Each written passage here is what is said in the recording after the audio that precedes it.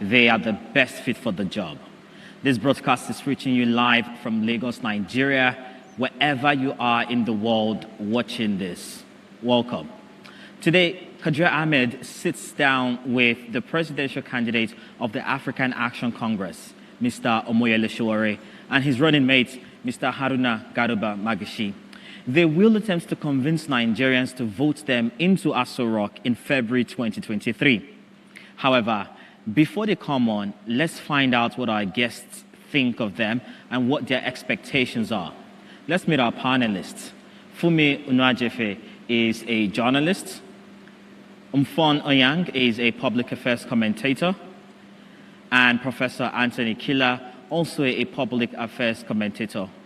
I am Chika Agu. Thank you very much for joining us today. Wherever you are in the world, remember you can join this conversation on Twitter. Use the hashtag #NGTheCandidates and tweet at @TheCandidatesNG. I'm going to start with you, Fumi. We know Omoyele Sowore as an activist, but when we see him this evening, he's going to attempt to be presidential. Do you expect anything different from him this evening? Yes, and I'll tell you what it is. I want him to just put down a little bit this activist garb he still has on. He's running for president now. He's not an activist. That's my view. I just feel like he needs to just tone it down a bit, because like every now and again. So, for example, he went to sign the peace accord recently, and he's saying, "Oh, there's no need to sign the peace accord. Nigeria is not at war." You just need to tone it down. You're running for president now. You don't really need all that activist energy. That's just my view. All right, but you see, the thing is that there is a reason why he's running for office in the first place, right? And that's because as an activist, he's seen the ills in the society, and he believes that as president, he can address them. So, is it in whose favor is it that he turns it down, and why exactly does he need to turn it down? No, tone. Just to tone it down. In whose favor is it? In his favor, actually, because sometimes critics don't always make very fantastic leaders. That's also my view. So he just needs to tone it down. We know you're an activist. You know you are fighting for injustice and all, but can you be more, I don't know, presidential? He just tone it down and just relax. Right. We get his message. Professor Killer, do you agree with Fumi that activists generally don't make great leaders? Oh, no, I don't agree. I mean, so there's no logical sequence. There is no activists will make good leaders or activists will not make good leaders. It's all random. You can't really tie it together. They could make, they might not make. No. But I also think that Fumi's position is logical, but it's an optional choice. To say if you want to be presidential, you have to act presidential. It will be so if all those who have been president so far have done great things. But if you come there thinking, so far so bad, let's change the whole thing, then you don't have to be like them. Right. In a way, you're saying, let's move away. And I think, and this is the point, Sowore's candidacy is one that's saying, let's move away from how it's been done so far. Right. Do you necessarily have to be less of an activist to be presidential, or can both of them exist in one person? I think they can. I mean, you don't have to. Listen. I think they can. I mean, you don't have to, really be one. Because what is an activist? You're active in your views, and you're committed and involved in your ecosystem, in what's going on around you. Whatever it is, whether it's politics, economical, gender-based, or anything at all, you're part of it. One does not exclude the other. I do think, though, and here's the thing, I do think, though, that activists tend to be more radical. Maybe that's from his point. Whereas governance is a more practical, prosaic, process-led thing. Hence the need, and here we go back to your sort of right idea, maybe you should learn to be calmer from the beginning. But you don't have to. It's a gamble. This is the paradox of politics, that in reality, it's not as logical as people think, because we're choosing people based on anybody above 18 voting for them. So you can't really set a standard to say, you want to be CEO, these are your requirements. It doesn't work that way.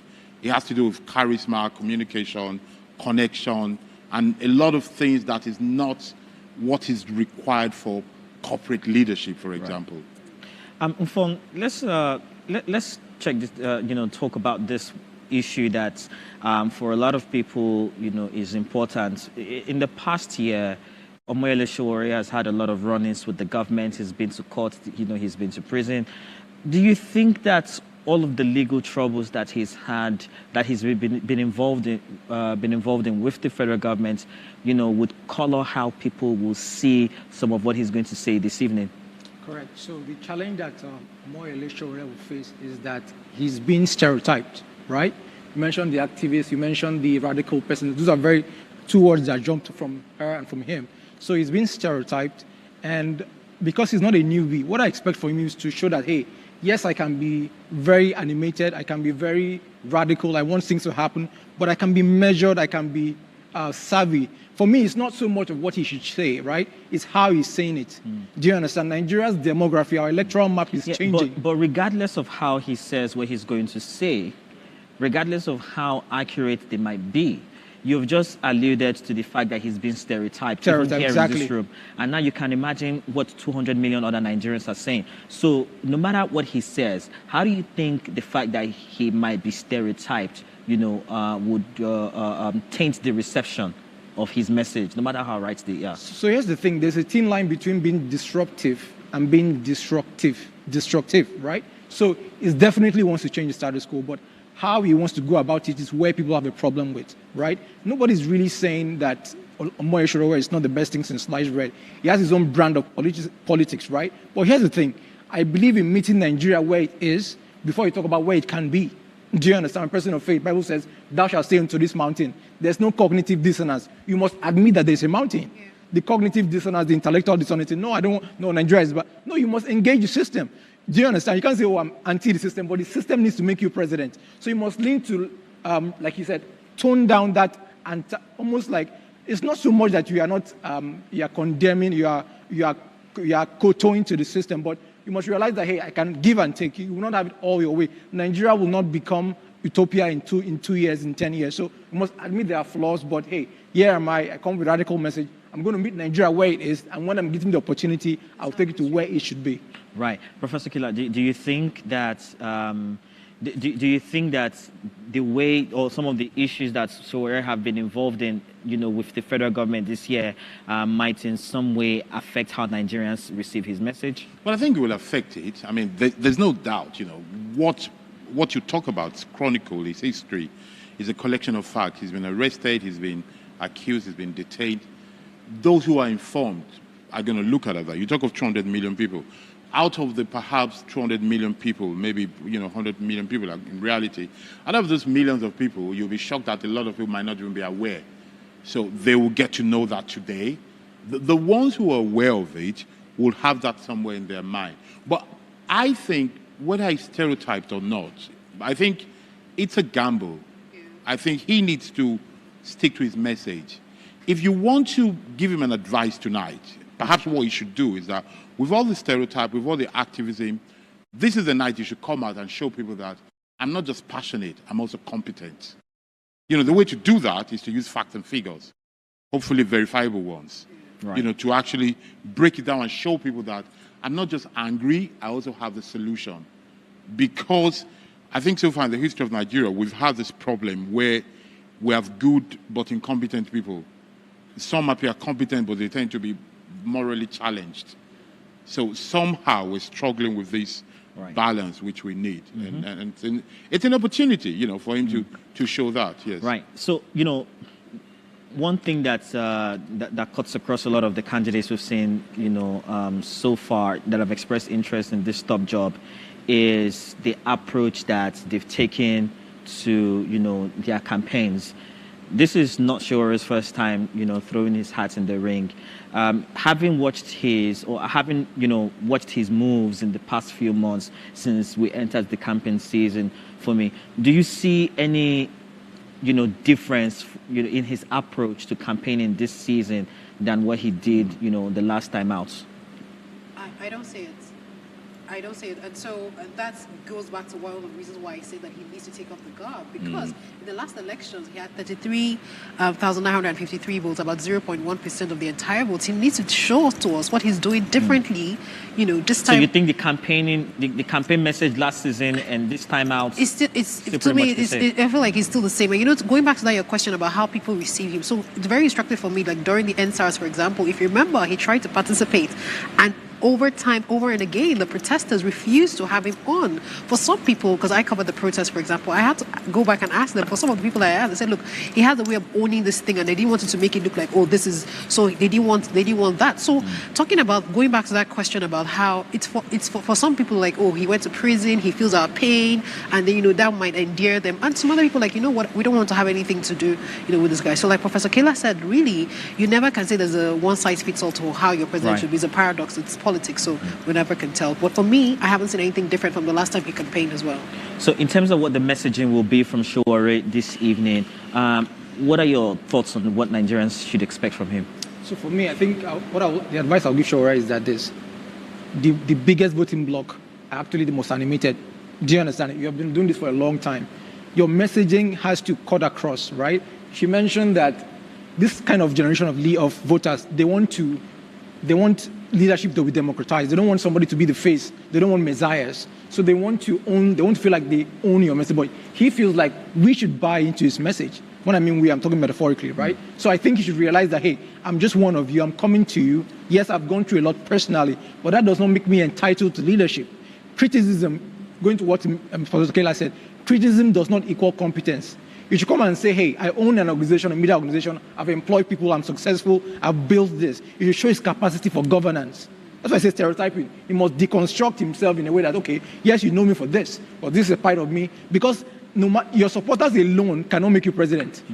Even the ruling party, they know they cannot beat them chairs. I see all these things on social media, it's in the bag. Nobody can beat them chairs and say, I've gotten it. Because your supporters alone can't make you president. So you must reach out to people outside the box. Even if I'm party A, there's some people that don't like your radical message. Some people want it conservative. Nobody's saying you should change your messaging. That would be disingenuous. But realize that a lot of people need to make you president. So I think you should reach out to those people, make the effort. Even if they don't agree with you, they can see the effort. Right. That's what I think. Right. And in terms of, what your Nigerians, what your advice to Nigerians will be this evening as they watch, Sowore try to convince them that he's the best person to occupy Aso Rock next. What do you think, how do you think Nigerians should sort of view it? View his and message? assess him, you guys. Yeah. I think Nigeria should look at him and say, can this guy be a CEO? Look at him and think, has this guy got what it takes to be the CEO of, company Nigeria? And maybe they should think that, okay, if he can't be CEO, what else can we offer him? Like a proper job interview. Somebody comes to say you want to be CEO. And sometimes I look at them, because I do recruitment, and I think, no, you can't be CEO. Perhaps you can be director of corporate affairs. Or perhaps you can be in charge of logistics. I think Nigerians should think that. But you see, but that said, one of the most fascinating things about the candidate Sowore for student of politics is that it allows us to identify three kinds of candidacy. There is a candidate who comes to make a statement. Correct. There's another candidate who tries to win. Okay. Then there's a candidate who will win whatever it takes, who will do whatever it takes to win. Like all human factors, it is never just one. It's a bit of everything. I think Sowore is more of make a statement and try to win, but heavily make a statement kind of candidacy. And that affects everything. It is possible to argue, and I've noticed this, that he comes to the table saying, not really messianic, to say that, look, if I become president, I will help Nigeria. If I don't become president, I have another life. But I think it's good for me to become president. Right. I think it's important for Nigerians to look at Sowore in that key as well. Yeah. Because sometimes the responsibility of going beyond the tactics of candidates is also responsibility of voters. Right. You can join this conversation wherever you are in the world by tweeting at @thecandidatesNG. You can also use the hashtag #NG_the_candidate, hashtag #NG_the_candidates. That's how you can join the conversation in the studios this evening from wherever you are in the world. In just a moment, Kadre Ahmed will sit with Omoyele Sowore and his running mate, Haruna, Mr. Haruna Garuba Magashi of the African Action Congress, and they will attempt to convince you to vote them into Aso Rock in February 2023. Fumi, let's come back to you and just piggyback off what Professor Killer said earlier, that, people like Sowore come in to make a statement and to win. What do you make of that, I assessment? totally agree. But like he said, he's tilting more to making a statement. He's everywhere fighting everybody and everything. So if you think he's here to make a statement, right? Yes. What would a coming into this game to win strategy look like? Okay, so first of all, like I said, the activists say, don't make it look like you're fighting. Even all of us that want to vote for you, you're fighting everybody. We're all stupid. We don't know anything and all of that. Just calm down. And then, because for me, one of the things I even wrote here was that I don't even understand what his ideology is. What exactly is he selling to us? Everybody has this. That's for me. I don't get it. I don't get it. So I think if he's able to just calm down, and maybe tonight I'll get to listen and understand, what exactly his ideology is. It's totally different from what the other candidates are offering. Then I appreciate his struggle. I understand where he's coming from. He has been doing this for university days. He was a student union leader and everything. And there are pictures of him with MKO. So yes, he has risen through the ranks and paid his dues. But I don't get, so he just needs to sell himself more and in a more combative way. What do you think people like Sowore do for the Nigerian consciousness? So for me, Sowore is an embodiment of rebellion, right? So he's literally like, I will not kowtow to the system. It reminds me of Fela a lot. Do you understand? Right. When Fela is not trying to sell out stadiums, the M to the Madison Square, it's not that you'll say, I no go agree. Do you understand? Do you understand? He's trying to let you know, I know send the government. He's not trying to sell out the O2 like Burna Boy. Do you understand? He's not looking at streaming numbers. He's like, me, I no go agree. And people love him because he is the embodiment of that rebellion. But like I said, beyond that, we know what he's against. What is he for? Yeah. Do you understand? I know you don't like this, you don't like that. I'm sure I can almost place a bet. A Sowore in the Aso Rock will not do certain things. But what will you do? Yeah. Do you understand? Some of the candidates that look like they're getting traction, they have been known for something. So people are not, Nigerians have gone to the point that we are not really looking to take chance gamble because we have become collateral damage for failed political experiments. So we want to know, why are we staking out our collective destinies for you? Yeah. So I think that's what you should double down on. If Sowore doesn't make it as president, would you still love to see him in government? I think he's a candidate. Personally, I'm going to say the very candidate. He's the candidate of the future, right? The demography for him is not here. May not have that critical mass, but he's important for the demography because he deepens demography. He has that. He's the kind of person that has the kahunas for uncomfortable conversations where everybody's shining for. Sowore will say it and he doesn't care. True. Do you understand? So there's a Sowore in the future Nigeria. I don't know that he's here there. He may have voters, but critical mass, I doubt it. What do you think a Sowore does for the consciousness of the people? Well, I think it's good for Nigerian conscience. It stimulates it, and sometimes it embarrasses a lot of people. It shows limits. It shows possibility. I think it's good for the conscience. But then again, conscience is not political. Right. But it's a strong element of what we do. Right. And look, for me, regardless of the, outcome in February 2023, what would be, in your opinion, the biggest lesson from seeing people like Sowore, go from activist to actually throwing their hats in the ring and saying, look, send me to do this job?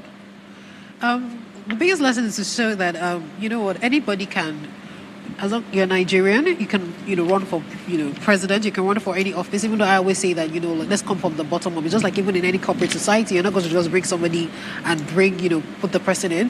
But he's outspoken, he's spoken out his mind, he has said stuff like he's going to overhaul the entire constitution. So don't be afraid, dare to dream. But I don't know how to say, yes, there should just be a balance there, because you see, something very instructive that Professor Killer said is that, yes, you need the numbers. Like how you started talking about Fela, you said streaming and numbers, but you need those numbers to win today. So in as much as you don't care, you need those numbers. So let it be a lesson for people that are going to run. Be activists, be in the news, be everywhere, fight everybody, but calm down. You will need those numbers. I just think it's going to turn around and become votes for you. in Nigeria. When you actually talk of these numbers, right? How are you projecting his core voting bloc is distributed across the country?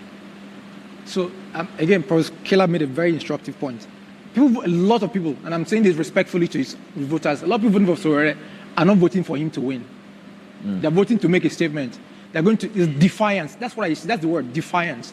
Do you understand? So you don't think that it is spread, you don't think that there's geographical spread to it? He doesn't have it.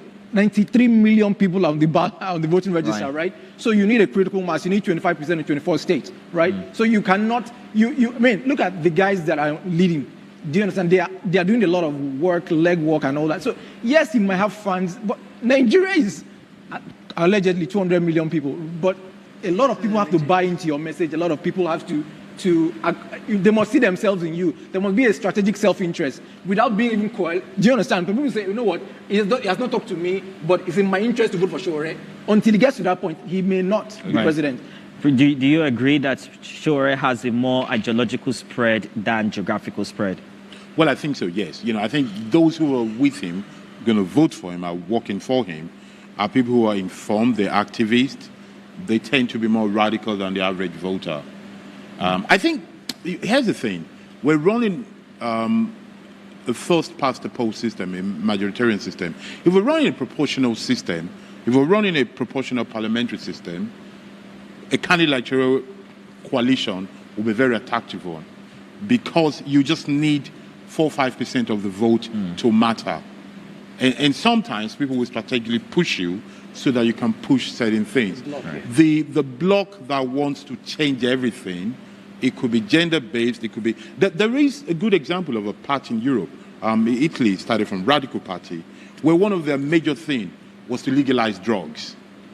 And, you know, generally they got their 6-7%, got into parliament, and then they influenced other things. Yeah. But the kind of system we're running does not allow that. But you see, this said, we should not confuse Sowore with some motivational speaker that just thinks I have followers on Twitter and I'll get votes. It's a bit more. I just need a yes or no from you. Do you think Sowore is populist in his messaging? Say yes or no. Yes. You think he's populist? Do you think he is? Very. He's an outlier. Do you think Sowore is populist in his messaging? Outlier, he said. Outlier, you say? Yes. All right. Well, look, that's the conversation on the Pundit Show today. Thank you very much for sharing your thoughts with us. Fumi Najefe, journalist, Onform Eyang, a public affairs commentator, and Professor Anthony Kila, public affairs commentator. Thank you, too, for sharing your thoughts with us. In just a moment, Kadir Ahmed sits with the presidential candidate of the African Action Congress, Mr. Omoyele Sowore, and his running mate, Mr. Haruna Garba Magashi. I am Chika Agu, and this is the Candidates 2022.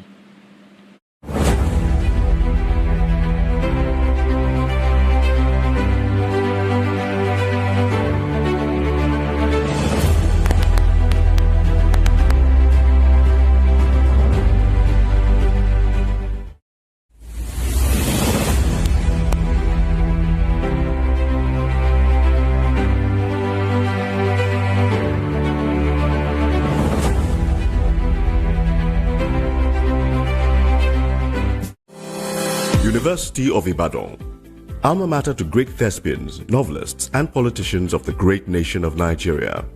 The University of Ibadan is located in Oyo State, southwest Nigeria. It was founded in 1948 and was one of many colleges within the University of London. Becoming an independent university in 1962, the University of Ibadan is the oldest degree-awarding institution in Nigeria. The University of Ibadan has contributed to the political, industrial, economic, and cultural development of Nigeria. Among this notable group are Nobel Prize winner Wole Soyinka, Chinua Achebe, a novelist and author of Things Fall Apart, Abdul Ganiyu Abdul Razak, a lawyer and former president of the Nigerian Stock Exchange, and so many more.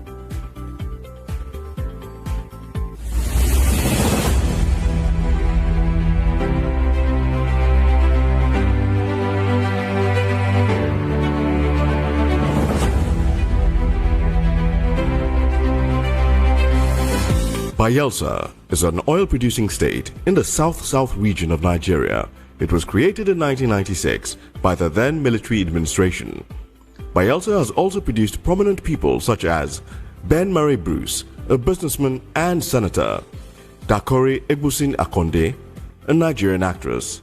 She is an ambassador for Amnesty International, Timi Dakolo, musician and businessman, and so many more. Recently, Bayelsa has been seriously affected by the flooding situation that has plagued Nigeria. This has seen many lose their lives, properties, and businesses.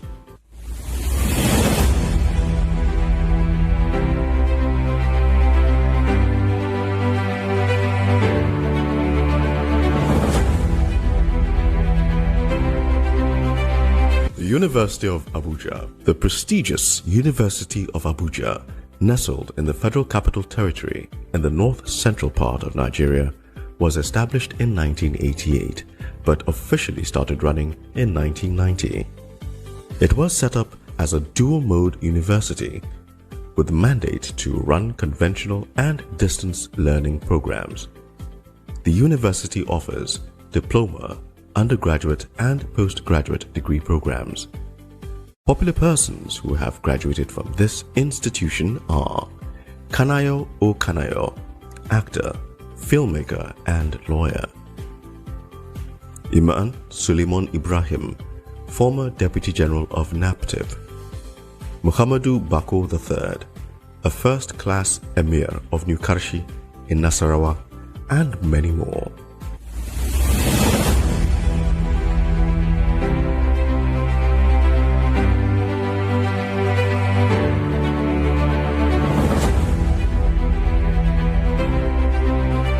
The University of Port Harcourt.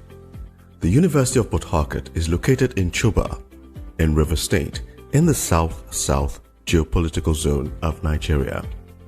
It was established in 1975 but was given university status in 1977. The University of Port Harcourt was ranked the 6th in Africa and the 1st in Nigeria by Times Higher Education in 2015. This university has graduated several notable Nigerians who are spread across several industries. Some of these people are Rita Dominic, actress; Alex Oti, former managing director of Diamond Bank; and Rotimi Amechi, a former governor of River State. As it continues to run, it has promised to continue churning out great students year in and year out.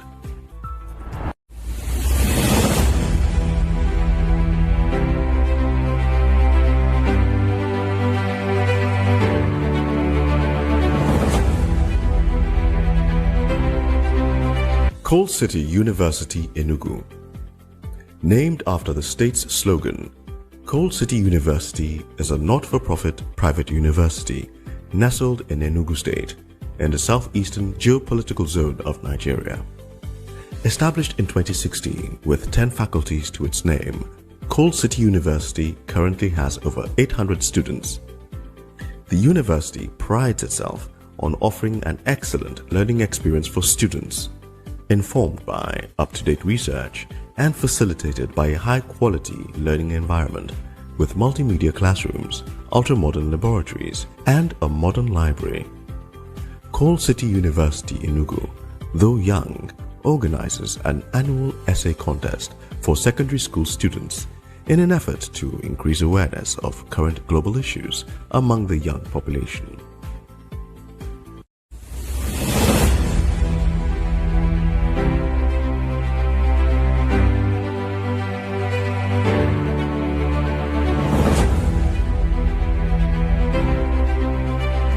The University of Maiduguri, popularly known as UNIMAID, a university located in Maiduguri, the capital of Borno State, nestled in the northeastern part of Nigeria, created in 1975 by the federal government of Nigeria.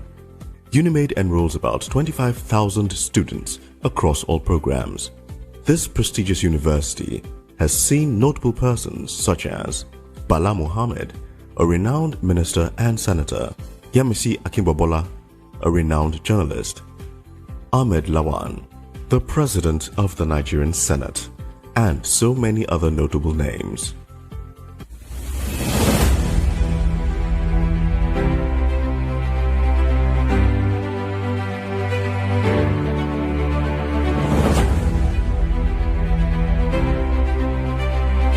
Bayero University, Kano, initially called Ahmadu Bello College, this citadel of education was renamed Bayero University, Kano. It was established in 1960 by the Northern Nigeria Ministry of Education. It is located in Kano State in northwestern Nigeria.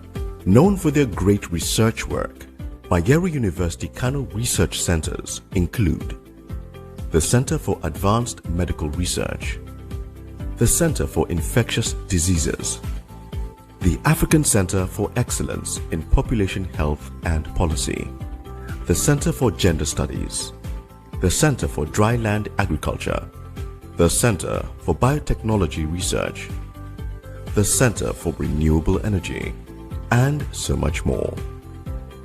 Notable alumni of the university include Ahmed Adamu, petroleum economist and lecturer, Moses Ochonu, historian and author, Ahmad Sani Yerima of Zamfara State, and so many more.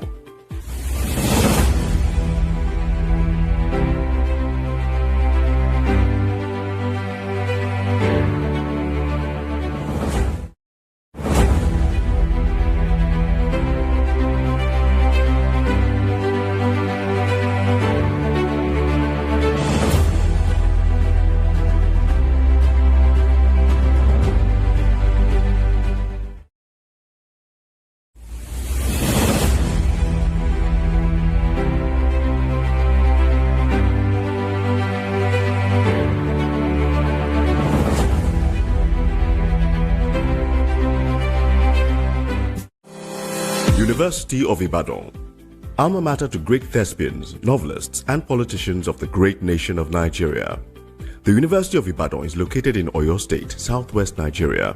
It was founded in 1948 and was one of many colleges within the University of London. Becoming an independent university in 1962, the University of Ibadan is the oldest degree-awarding institution in Nigeria. The University of Ibadan has contributed to the political, industrial, economic, and cultural development of Nigeria.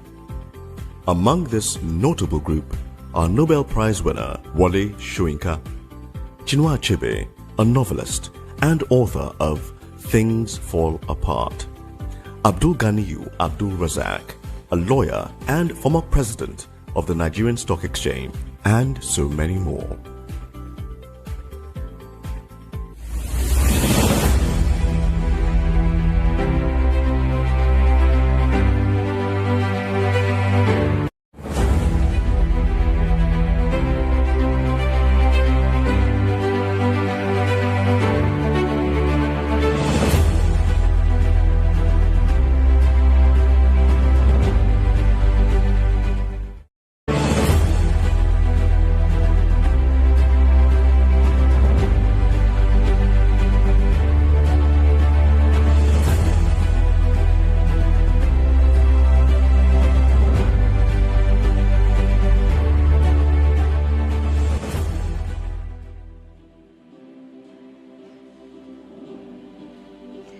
Good evening and welcome to the second in a series of 6 town halls that bring the major contenders for Nigeria's presidency face to face with the electorate that will decide who gets the top job.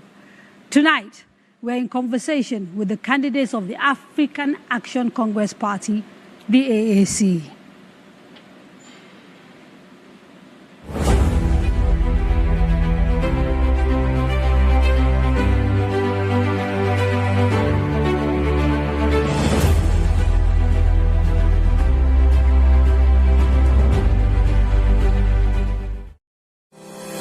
Omoyele Sowore, born February 1972, is a human rights activist and pro-democracy campaigner who founded the online news agency Sahara Reporters. In August 2018, he founded the Africa Action Congress Party and ran as his presidential candidate, losing in the 2019 Nigeria general election. As a student activist, Mr. Sowore took part in multiple demonstrations that led to his arrest and detention on many occasions. He was also involved in the demand for a democratic government to take over from military rule on June 12, 1993. This resulted in several arrests, detentions, and life-threatening treatment by government officials. Haruna Garba Magashi, his running mate, is a lawyer and businessman from Kano State with major interests in several industries. He holds a first degree in law from the University of Maiduguri and a master's in business and commercial law from Bayero University, Kano.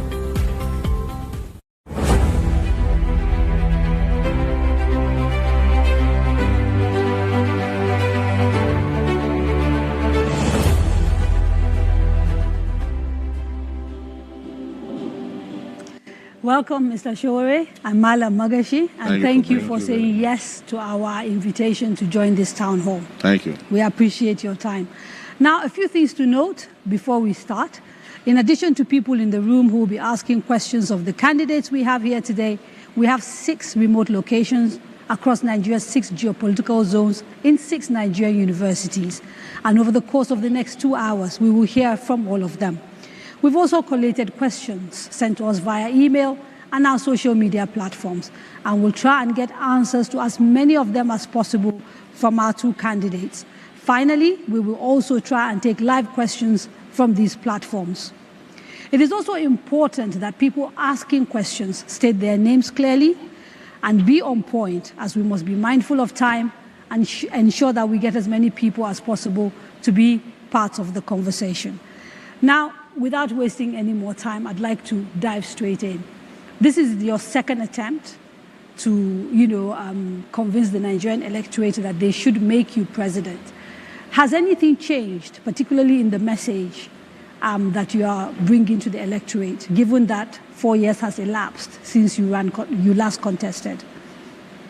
Yes, I want to say good evening to Nigerians and everyone watching all over the world. I was a candidate for the African Action Congress in the 2019 election.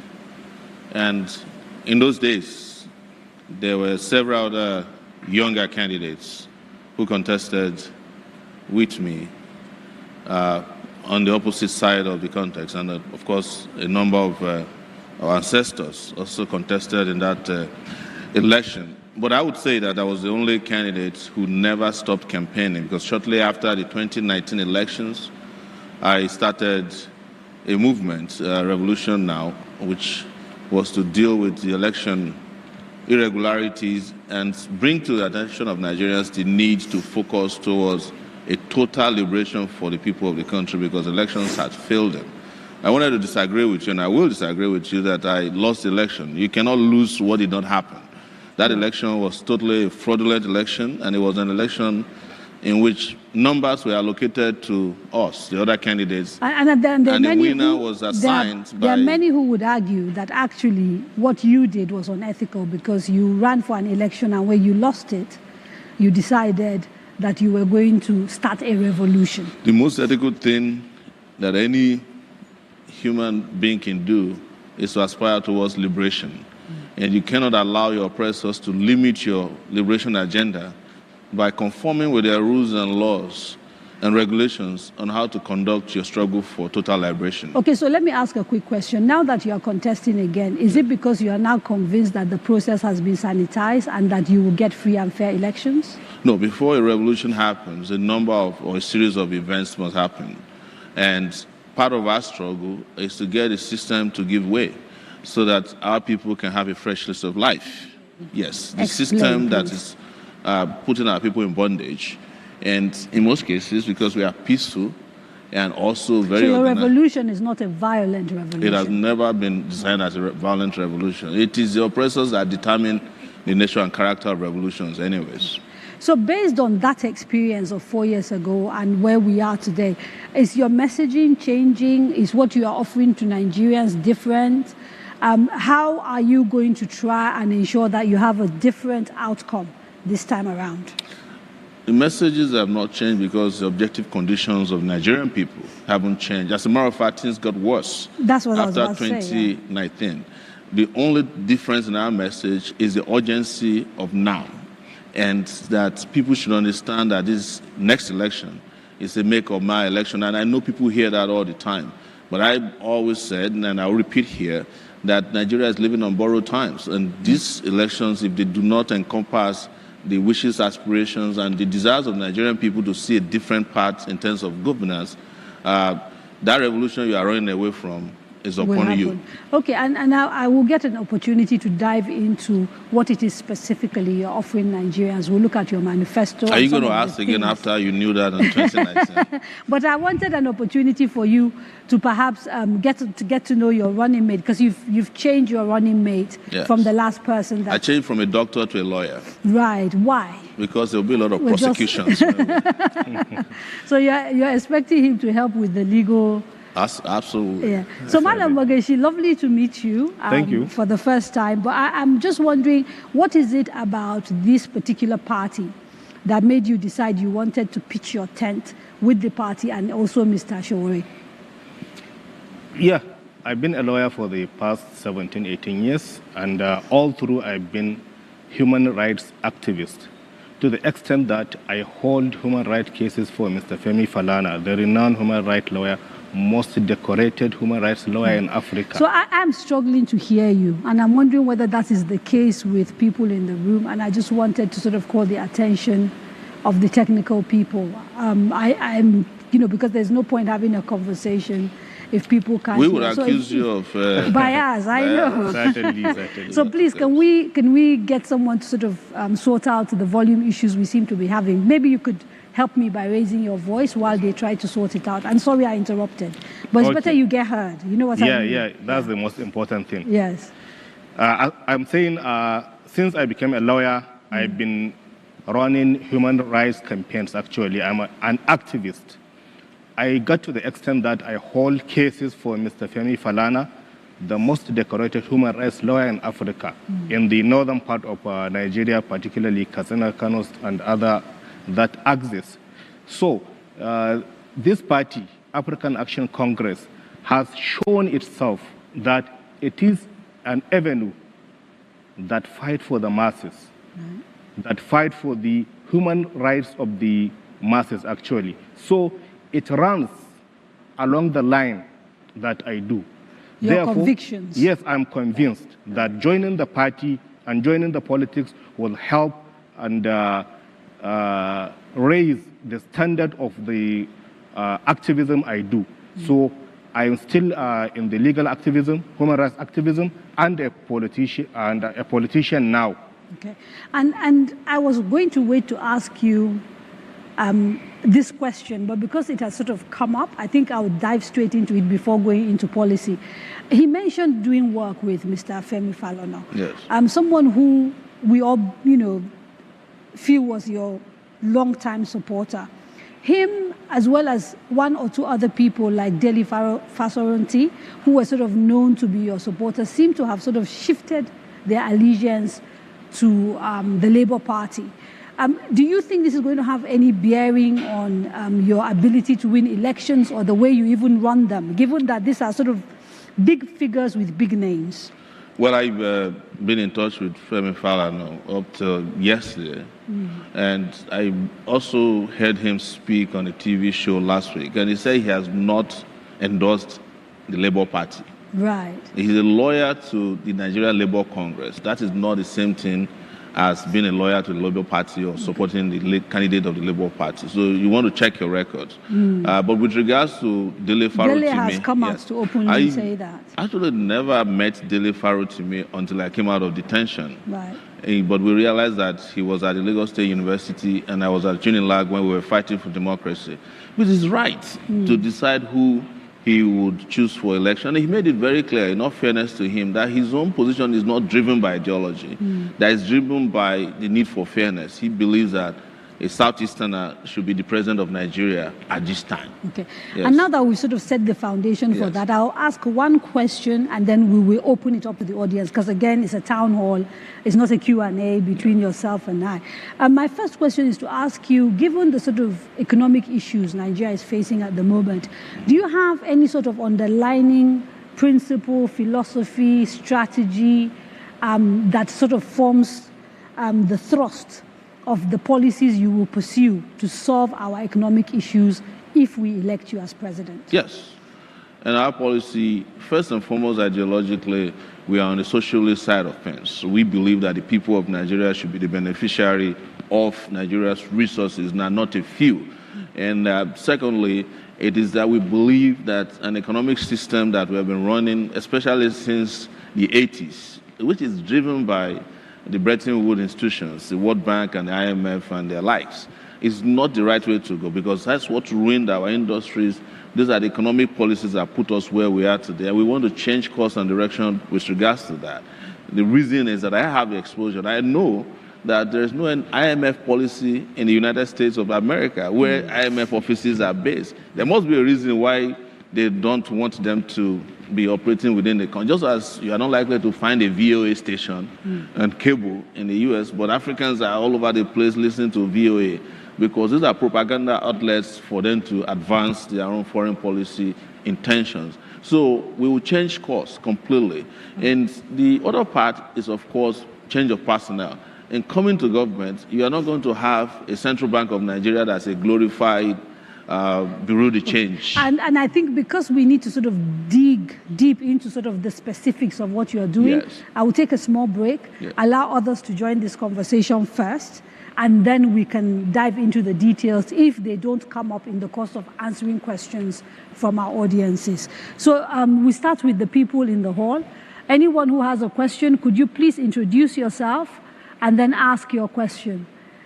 And we start, the man in yellow. Yes, please. All right. I greet my potential president and potential VP, Moses Adebayo.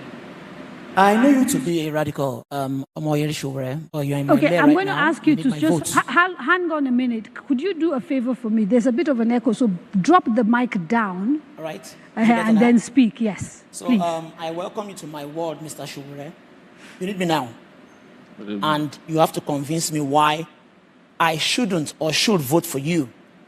Babangida and his policy, sir, practically destroyed the middle class. I'm a product, a very proud product of the middle class. Not very rich, but not too poor. But what will you do radically, since that's your very nature, to bring about that bridge again? Because in our world today, Nigeria is just a case of extremes. The minimum wages, let me use that euphemism now, for those downtrodden, and the maximum wages. How do we bring about a middle class that will always be the lifeline of any thriving economy?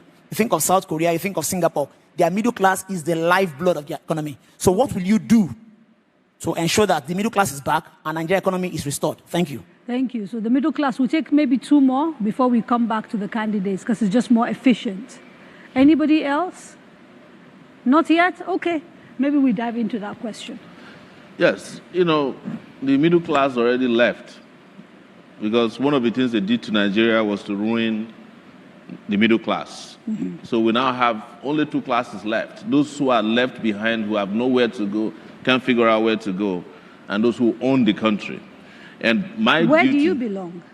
I belong. Because if I look at sort of objectively, you Yes. don't fit into either, right? I don't fit into any, because, of course, we are special classes of people. Who is, we're everywhere except at the top, Right. because we're always with the masses. But the most important thing here is that Nigeria's main problem is that all of us deal with a pie. And the pie also has for two classes, and the higher class, we do socialism for them. We give them waivers, they earn maximum wage, they get special interest rates, they get even special exchange rates in this country. And for the lowest class, there's nothing for them. We pay them minimum wage. And you see in Nigeria, even when you talk their own economics, they calculate fiscal policy through the macroeconomic system they put in place. They talk about monetary policy, which is exchange rate, central bank. And then there's one policy in macroeconomics they never talk about, and that is the purchasing power parity, which is what exactly determines the well-being of the populace. And that is where the middle class actually stays. So in specific terms, What how it would means you is that improve? upon that is first and foremost to restore things that will make the country start working, the energy sector, the manufacturing sector, get the security situation under control through several means, the physical intervention, then the economic intervention, you need social to tell security. us in specific. We are now here for you to break it down. I'm giving you specifics now. Okay. The specific you probably never hear from the other candidates you'll be speaking with after today. It is for us to get back to work. I want to put electricity to start working in this country. And if we have 24/7 electricity, you will grow the GDP by, I think economists will be worried as to how to calculate that. If you do that, you will, of course, improve security as well. And you can bring manufacturing back, like my friend was saying about the structural adjustment program that just prepared Nigeria to be a dumping ground for Yele, I'm not interrupting for the products. sake of interrupting. Yes. I want us to take these things as you talk about them one by one. Let's start with electricity. Yes. Government tried to run our electricity, Yes. decided that it didn't work, unbundled it, kept transmission, and privatized distribution and generation. People argue corruption within the system, the way the privatization was done. There's a whole lot of reasons why people think that didn't work. Yes. What will you do differently that would give Nigeria power? You see, if government hadn't privatized electricity, it would be difficult to make the argument that we need to renationalize our electrical grids. They are so important you can't give it to people who are buccaneers. What has happened to all our electricity intervention? So you will nationalize absolutely. We're taking distribution, it back. We are the ones generation. We are the ones still funding the privatized. You were talking about generation. Generation is also largely privatized. Yes, but the only thing that isn't privatized is transmission. Exactly. So what do you think happens? You sell to them, government built generating power stations. You sell to them at giveaway prices. You still have to give them waivers to import whatever they want to import. You still have to give them bank guarantees, government guarantees. You still have to get the CBN to give them grants to do what and yet you are in darkness. The government previous to this one spent $60 billion, trying to fix the electrical system. Okay, they so can't. If you take it back and renationalize it, how do you solve the problems that made privatization look attractive at the time that government decided they were going to privatize Because power? government was just doing trial and error. That's why they were in charge of it at the point, and later they privatized it. They sold it to their friends. Are you dismissing the lack of efficiencies, the tendency to corruption? That's what I'm talking about. One of the things I said when we started this is we're changing personnel. I'm going to be president of the Federal Republic of Nigeria, not the people who don't know what they are doing. And I'm going to be the chief hiring officers for the best human resources you can find on it, who are Nigerians, who will come back and make it happen here for us. Okay. So we have the people already who can make this country work. We keep making it sound like we don't have Nigerians who can make things work. But when you sell electricity generating plants to Nigerian big men with their big political connections, then they go and import Indians. What I'm hearing is Philippines. And you say, what is there? What is there that we cannot do? Why did we have a country that's 60? Okay. 62 what I'm hearing years is old a program of mass sackings. If you ever nobody is sacking anybody. It was privatization that led to the unemployment you are talking about now. Okay. And all the companies owned by the Nigerian government working and not privatized, a lot of people will be employed today. Government would have employed more people in those factories. Okay. But the people who you are subsidizing, who you are giving grants, who you are giving waivers, how is it that they have not been able to provide more people getting employed? Or instead, they go and bring outsiders to come and run businesses that can be run in Nigeria. Somebody will go to the Niger Delta, bring a Filipino to come and be doing underwater welding. When there are people in the Niger Delta who sleep inside water. Before we go to break, Before we go for a break, I just wanted to share a little fact with you, and then we'll go on a break and we'll continue when we come back. In the history of Nigeria, electricity generation peaked for the first time to over 5,000 megawatts, September this year. Did you know that? It was rainy season. Why not? No, but it had never happened before. No, it happened. So when you dismiss... Let's make it clear. Even when... Let's make it clear. It was not privatization that made it peak. Okay. It was that the rainy season was very But we've long. had rainy seasons for the last 60 Let years. the rainy season be over and tell me, you have capacity to generate 7,000 megawatts of electricity. You are transmitting 5,000 and you want me to celebrate that. What happened to the last 2,000? No, I'm not asking you to celebrate. I'm just telling you it's the highest it has ever been. Fact. Rainy season comes, electricity goes up. Our electricity is based on hydropower generation, largely, because we haven't been able to get gas to fire all the gas-fired. Okay, I'm going to have to ask you to allow us to take a quick break. When we come back, we carry on delving a little bit further into what you intend to do with the economy and perhaps get to hear a little bit more from Malam Magashi. Don't go away. You are watching The Candidates.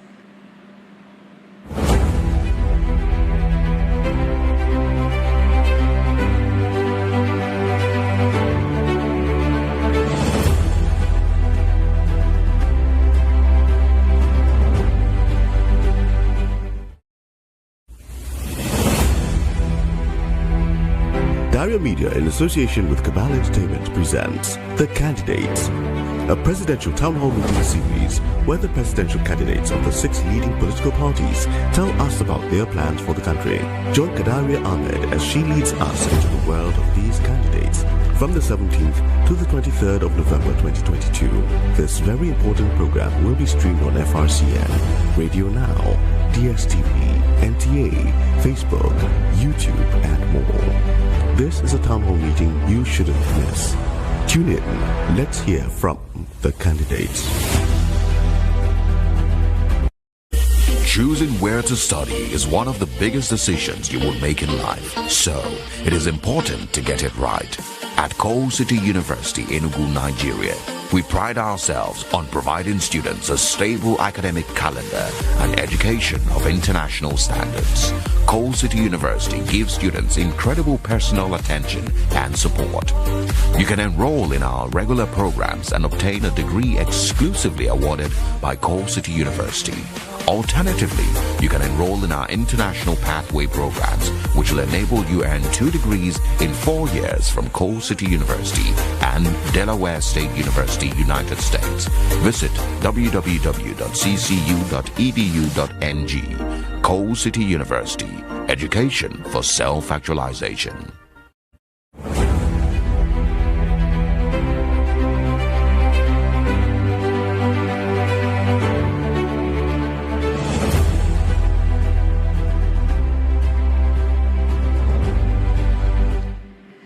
Welcome back. You are watching The Candidates, a Daria Media Town Hall series brought to you with the support of the MacArthur Foundation and in partnership with the Nigeria Television Authority, Cabal Entertainment, YouTube, News Central, Citizen Zukoko, the Network Service of Radio Nigeria, and Emmanuel Chapel. Now, let us join one of our remote locations. Let's go to the University of Ibadan, where Niron is on standby to help us with engagement with the candidates. Hello, Niron. Hello, Kadaria. How are you doing? I can see that it's really getting interested in the studio there. Okay, let's go straight. We can't hear Niron, so we can see him. Hello, can you hear me? Okay, we can't hear him here in the hall, so the candidates need to be able to hear him. Okay. Can you hear me now? Can you hear that, Mr. Sowore? No, very. No, he can't hear, so... Okay. All right. While they're sorting that problem out so that we don't waste time, are there questions in the studio in here? No? Okay. Oh, there's a question. Okay. Please tell us your name and ask your question. Yes. My name is Fomino Ajefe. I'm a broadcast journalist. My question to you is, give us 3 points, because even with the power question, for example, you haven't told us how. You've gone back and tell us the problem of even when it was in the public sector. When I was growing up, there was UPNEPA. So even in the public time and when it was not privatized, we still had power issues. So tell me 3 points now, how you're going to solve the insecurity issue in Nigeria currently. Specifics they're looking for. Yeah. First, we must understand what is driving insecurity in Nigeria. It's because people have not had opportunity over these years. We haven't invested in our people. And we now have people who are completely cut out of the benefits of existence and citizenship in this country. And so to solve the security problem, first and foremost, people must think beyond just the idea of shooting at people who are terrorists or bandits. Understand that Nigeria's security problem have, various dimensions to it. If you look at the map of Nigeria, look at the northeast, the reason is terrorism. The northwest has banditry. You go down, there's militancy. You go to the east, there's insurgency. And then there's general crime. But the biggest insecurity facing Nigeria are government officials who are fueling poverty and engaging in corruption, because that's how we got here in the first place. But for me to solve it first and foremost, and I'm sorry to say this on national TV, if it requires bringing in mercenaries into Nigeria just to end the kind of biting insecurity we have now so that people can even have a chance to sleep and rest at night, I'll do it. That's number one. Okay, the second is to start rebuilding our military and security agencies. I'm sitting with 3 days ago, I was sitting with all the major security agencies in this country at the police headquarters in Abuja. And I tell you, one of the most pathetic things I heard from the table, but I'm not going to mention the name of the officer, they were whining over the fact that the U.S. was declaring that there's going to be attacks in Abuja, and it has to do with U.S. politics. And I'm looking at the man and say, why didn't you take action? You are the one who is supposed to tell the U.S. to be ready for evacuation because there's insecurity. But the U.S. is telling you, you kept quiet, and you are here complaining that the U.S. has reasons, extraordinary reasons why they told you that. Because you all have failed. So personnel must also change, and we must ensure that... So you don't have confidence, is what you're saying, with the current people running Nigerian security? And I want to say this, the Nigerian security armed forces do not have a commander-in-chief. That's number one position within our command structure for the security agencies. So she asked for 3 things. We don't have anyone in mercenaries, charge. You said. Yeah.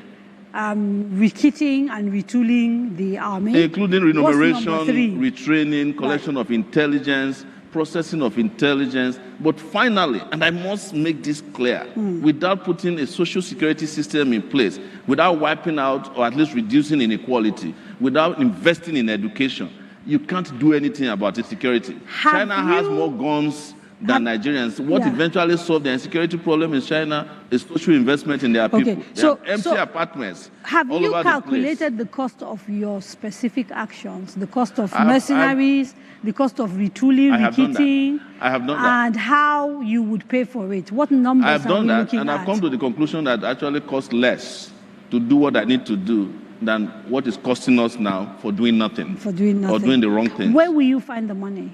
Wherever they are finding the money to do the nonsense they are doing now, stealing. You understand? Okay. Before I go to the quick remote location, Madam Magashi, you are from the north, and of course we now have the northwest has become a basket case, just like the northeast, because of the kidnappings. We've seen the pastoralist clashes, etc., etc. As someone who's sort of living that life, surrounded by people who are facing insecurity, is there anything more that you would encourage your party to do, or you within your party you are discussing, in addition to what Mr. Sowore has said he would do? Yes, there is. Okay. I have said this before. These insurgents, kidnappers, bandits, where have they come from? From the very society, from our community. They did not cross the border and settled in Nigeria and started shooting people anyhow and stealing people. So it is very important for a government to understand the nature of the society. What is the cause of this insurgency? What is the cause of this banditry? In recent days, we have seen 2 incidences. Let me mention them. One of the bandits, kingpins, was turbaned as a traditional ruler in Zamfara state. He came to the palace, he was turbaned, he offered interview to some specific journalists. Another incident is that recently the infamous Bello Turji, which is the most common name of bandits, he came to the town and attended a wedding fatah of a relative of his. After he left, there was an attack and he lost some relatives actually. So if these bandits, these terrorists have roots in our society, they communicate with our people, they interact with our people, I believe the government needs to come to the community get to the root of these people and understand why are they into this and propose solutions to that. Okay, let's quickly run to because I'm really keen that we get all 6 places to talk to the candidates that we have here. I don't want it to become an interview. Ibadan, we're coming to you. Nero, good evening. Can you hear us now? Yeah, Neron's mic, which is so, Ibadan was so crystal clear yesterday. What's happening to Ibadan? We can't hear him in here. Okay, let's go straight to Bayero University, Kano. Can Kano hear us?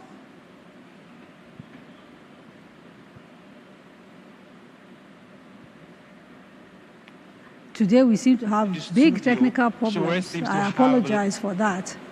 Okay, audience questions for Mr. Sowore? None? There's, yes. Good evening, Mr. Sowore and Dr. Magashi. Thank you. My name's Nwafo Christiana Ifeanyi from the disabilities communities here in Lagos.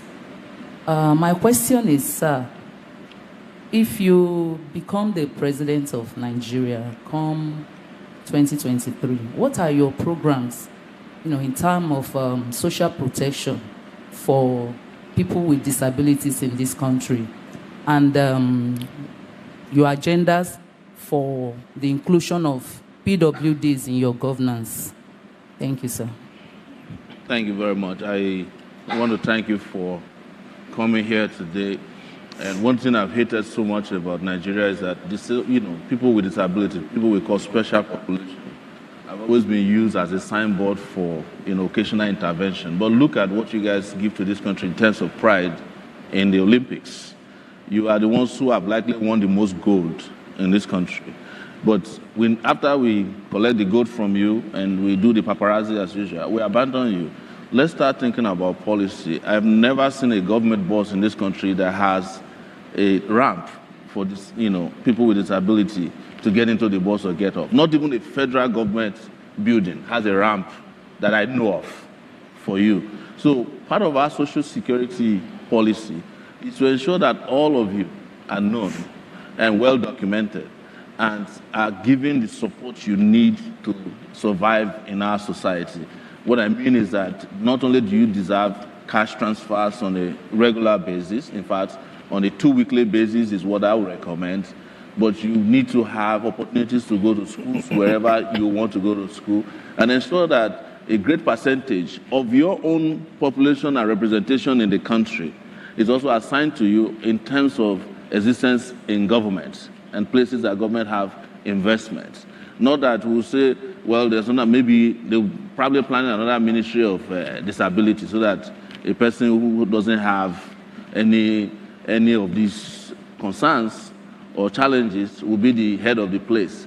So let's have a ministry, several policies that makes you feel like, make you whole again, be part of Nigerian society in a way that we don't treat you as if you are not part of us, or you just need occasional intervention. Before you do, in 2019, the candidates was instrumental in getting President Muhammadu Buhari to actually sign the disability law, so that they now actually have, a legal framework for rights for people with disability. I'm wondering whether you are familiar with that law and if you have any criticism of it as it currently exists. No, I've not read the law. Okay. And I treat everything done by President Buhari with the same attention, lack of attention, because I know he may not have even read the law he signed himself. Right. We see him doing that all the time. I'm talking about what I would do, not what they have been doing. Yeah, but if you already have an existing law, surely if what they were you have doing responsibility to familiarize yourself with it. If there's a law in place that promotes inclusion of PWD, so special population like she's talking about, she won't be here complaining, right? If the laws were working in your own interest. Yes. So it's apparent that that law is inadequate and insufficient, and I'm not going to be basing my own future policy on laws made by Buhari. Malam Magashi wanted to say a few things. See, I had a glimpse of that law, and it is a bit inadequate. It needs to be improved. It is a good thing that it is in place, but it is inadequate. I work along with an organization with the persons with disability in the north, and my chamber in Kano has offered to suggested to offer free legal services to people with disability in the event of anything that comes as a result of their position or in the enforcement of the provisions of that law. And that agreement is still there. Right. Thank you very much for that. Any more questions before we try to hit one of the remote locations again? People in the audience? Okay. Right. There's a lady in white.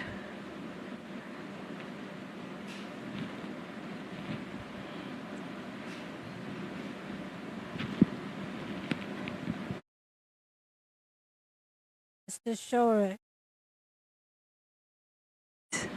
My name is Rabi Ismail. You need to take off your mask, perhaps, because you're muffled. We can't hear you.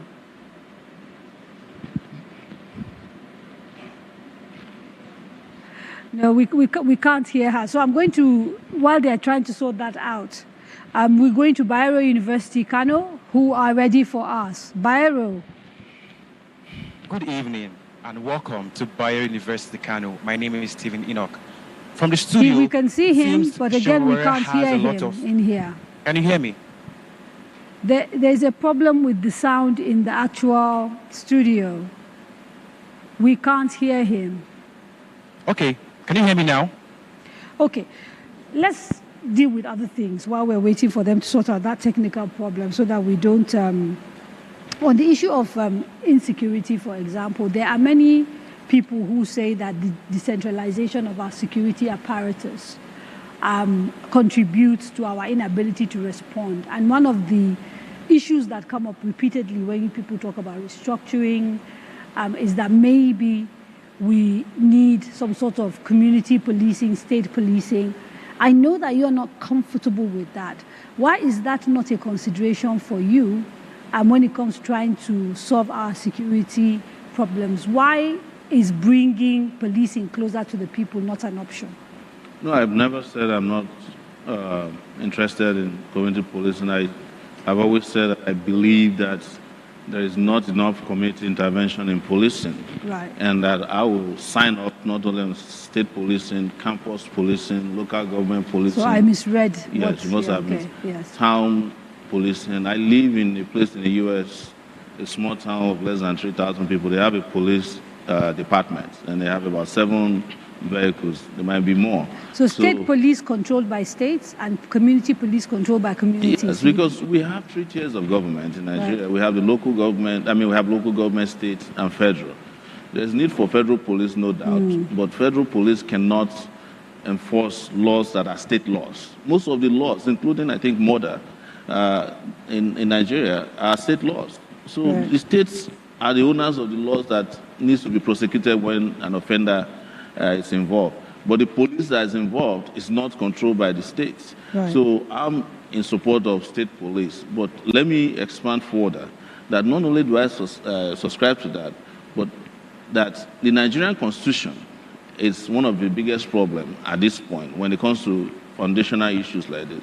And that 1999 Constitution as a fraudulent document written by some military brass. But factually, that's wrong.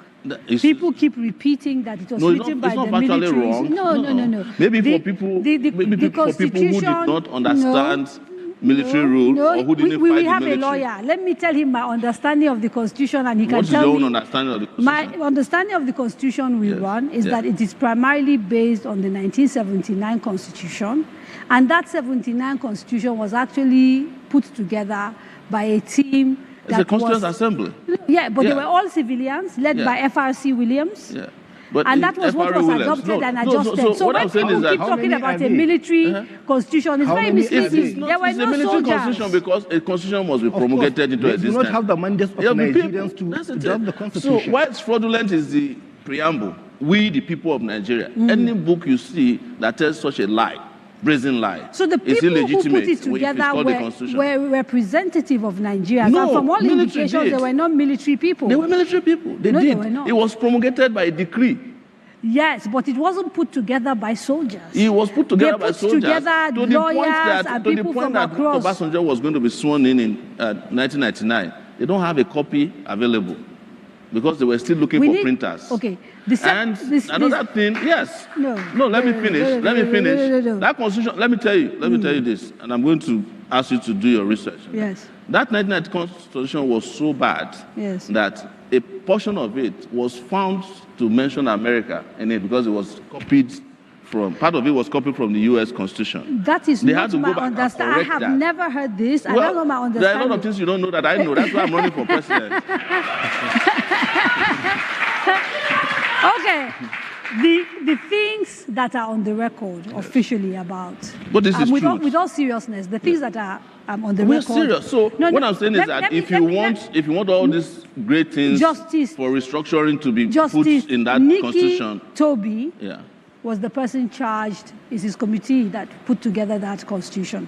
My understanding of the way it worked is that they went around the country, took a lot of input from multiple stakeholders. We're talking about 1999 constitution now. Yes, came back not and 1979. recommended. 79 was put together, but you are mixing up things. Nikki Toby. You are mixing up things. And you know what you are doing, Sowore. You know exactly what you are doing. Nikki Toby was the chairman of the Constituent Assembly put up by Obasanjo, if I'm right.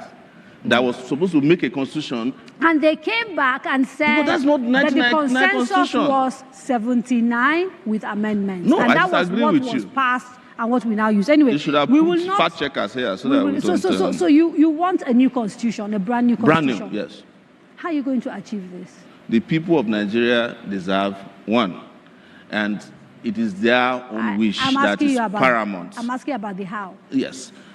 People want a lot of things. The issue is the how. All these other presidents of Nigeria have tried to create a constitution. The reason they didn't come into existence is because it did not satisfy their own personal interests. Obasanjo did it, but he wanted it for third term. When it didn't happen, they threw it out of the window. Jonathan did it. He wanted 7 years tenure instead of the usual 4 years. When it didn't work, 2004. That's a claim. They threw it out of the window. We can, if it is the consensus of the people, if the people want a new constitution, the people have representation in the National Assembly. Please, they do. Where I'm going is that the National Assembly have been amending the constitution. If they was working, we wouldn't be talking about constitutional amendments. But you see, even lawyers say it. I think it's a Latin word that you can't build something on nothing. The guy who is in charge of the amendment of the Nigerian Constitution in the National Assembly is the one they caught in London trying to sell kidney. So because he has we're using it to make money. Sowore, I don't have millions to settle libel.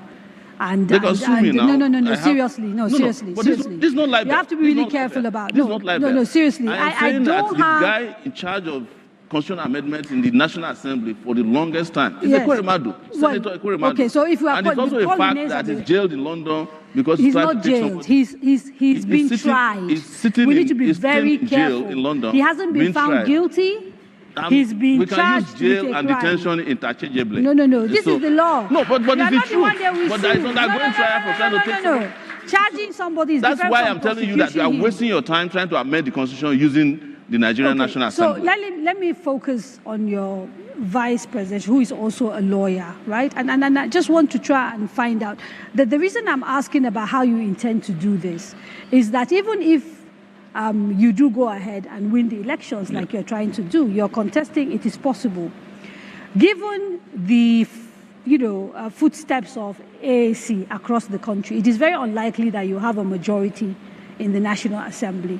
So unless you're saying to me you're going to be dictatorial, the question that I'm asking is valid about how you are going to convince members of the National Assembly who have tried to do just constitutional amendments without luck because they couldn't get the unanimity they need in sort of state houses of assembly, etc. Because they were building something on nothing. How are you going to convince this same set of people to change your constitution? Okay. Do you want to hear from me or you want to hear from I think I want to hear from him, then we'll come back to you. All right. If that's okay. The first step is to have constitutional conference. where... But we've had many before. So there's nothing original about the idea of a constitutional conference. If you are setting a constitution, at least this 1999 constitution was not a product of any constitutional conference. We can keep going back and forth. Okay, I'm listening. Certainly. So you need a constitutional conference where every segment of Nigeria would be participating, would be represented. With that, if you have all what it takes and you come up with a document that is a real representation of the people, then that is when you present it to the assembly for ratification. Probably some few things may be checked and unchecked. Then the next process is having it gone round to the states assemblies. If you have all that, then the constitution would be adopted as a people's constitution. I'm sure you can see I'm smiling. And the reason I'm smiling is that there are people listening to you and will say, clearly you've never been in government and you don't understand the difficulty of consensus. Because we've seen people try to do this again and again. They throw things around because they've never, and I understand this about Nigerians. Right. You've never seen or had a set of leaders or any leader that make things work for you. So the standards are very low. So you've never seen anybody that made something work from nothing. I have done it before. I studied geography at the University of Lagos, graduated 6 years later, traveled to America, had a master's degree in public policy. I did not work for more than 2 years. I started a global website, never written before as a journalist. So when I'm telling you that I can make things happen in this country, I can make it happen. I'm one of the few young people in this country. When most of these presidential candidates that are going around now, when they were hiding under their bed and saying that the military leaders of our time should transmute into civilian leaders, following them, or that they should never leave power, we said we would deliver democracy into this country. I was 22 years old. I made it happen 10 years later, not by myself alone, but so there are people who have the mind, the courage, the composure to see into the future and know that a few people can change their world. Okay, so can I say something? Yes. Can I say something? So when people throw this blackmail at us, no, it's not blackmail. The truth is that we know from experience that activism can be determined, driven by one person. But democracy, governance, requires a collective effort. And this is really where I think many people say you fall short, because you seem to think you can do things by many people were saying I fall short. In 2019, I was here in front of you in 2019. You guys were laughing at me. The person you elected in 2019 that you were happy about, look at where he put you now. No, it's true. Are you imagine? Okay. Yes. I have to admit, checkmate. Yes. Let me go to remote location before Sowore kills me here. Kano is ready. Bayero University. Say a few things, please, so we know we can hear you. I can see them, but again, I don't know what is going on with the audio today. It's been problematic. Can you hear me? We are live now. We can hear you now. Great. Okay. All right. Good evening and welcome to Bayero University, Kano. My name is Stephen Enoch. Well, from the conversation, it seems Sowore has a lot of plans for Nigerians, and students here are curious to ask so many questions. We have Amatola Idris and Hadiza Abubakar. So we'll just take Amatola first, and then we'll go to Hadiza. Amatu. Good evening. My name is Amatola Idris from Bayero University, Faculty of Law. I have two questions, and my first question goes thus. Some candidates have planned to commercialize the educational sector, especially the tertiary institutions. What are your specific plans to ensure that education is accessible by all Nigerians, irrespective of social class or strata? And my second question is concerning the female students of tertiary institutions, regarding to inclusivity and affirmative action for women. What tools will you employ to ensure that women are actively involved in various sectors of the Nigerian economy? Thank you. We have another question from Hadiza Abubakar. Thank you. My name is Hadiza Yahya Obakar from Mass Communication Department, Bayero University, Kano. So my own is, when Nigeria closed its borders in August 2019, people were optimistic. We were all hopeful that it might work. However, till date, even though proponents believe it's helped in curbing arms influx. Okay, wait. The previous administration, the outgoing administration, they say the aim of that was to protect farmers, reduce arms influx, or to curb arms influx, and at the same time boost our local production. But till date, we're still in hunger. In fact, the hunger is even increased, unlike before. There is more, the level of poverty is very, very high. And at the same time, there were reports that the farmers in the border communities, they became the victims of the border closure, which was supposed to protect them. They said security agencies there used to extort them. They extort them, saying their farm produce are no longer permitted. So they extort millions of naira from them.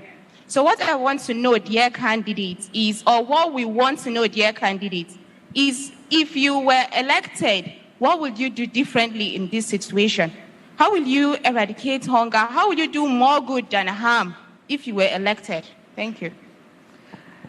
Those are the questions. Thank you very much. Thank you very much, Bayero University. These are extensive questions that I'm sure require detailed answers, and I have just a few minutes before the break, so I think what we will do is we will take the quick break, and then when we come back, dive straight into answering those questions. You are watching the candidates, and we are in conversation with the candidates of the AAC. Don't go away. Stay with us.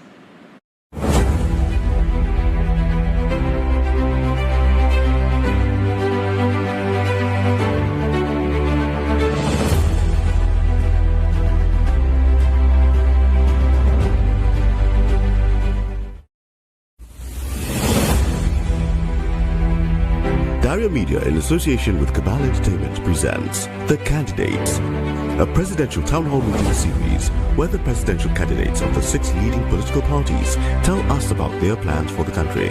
Join Kadaria Ahmed as she leads us into the world of these candidates from the 17th to the 23rd of November 2022. This very important program will be streamed on FRCN, Radio Now, DSTV, NTA, Facebook, YouTube, and more. This is a town hall meeting you shouldn't miss. Tune in. Let's hear from the candidates.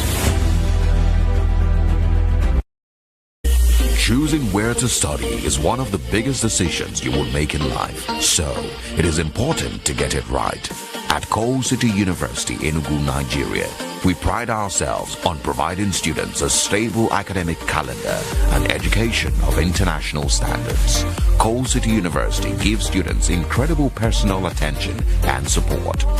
You can enroll in our regular programs and obtain a degree exclusively awarded by Coal City University. Alternatively, you can enroll in our international pathway programs, which will enable you earn 2 degrees in 4 years from Coal City University and Delaware State University, United States. Visit www.ccu.edu.ng. Coal City University, education for self-actualization.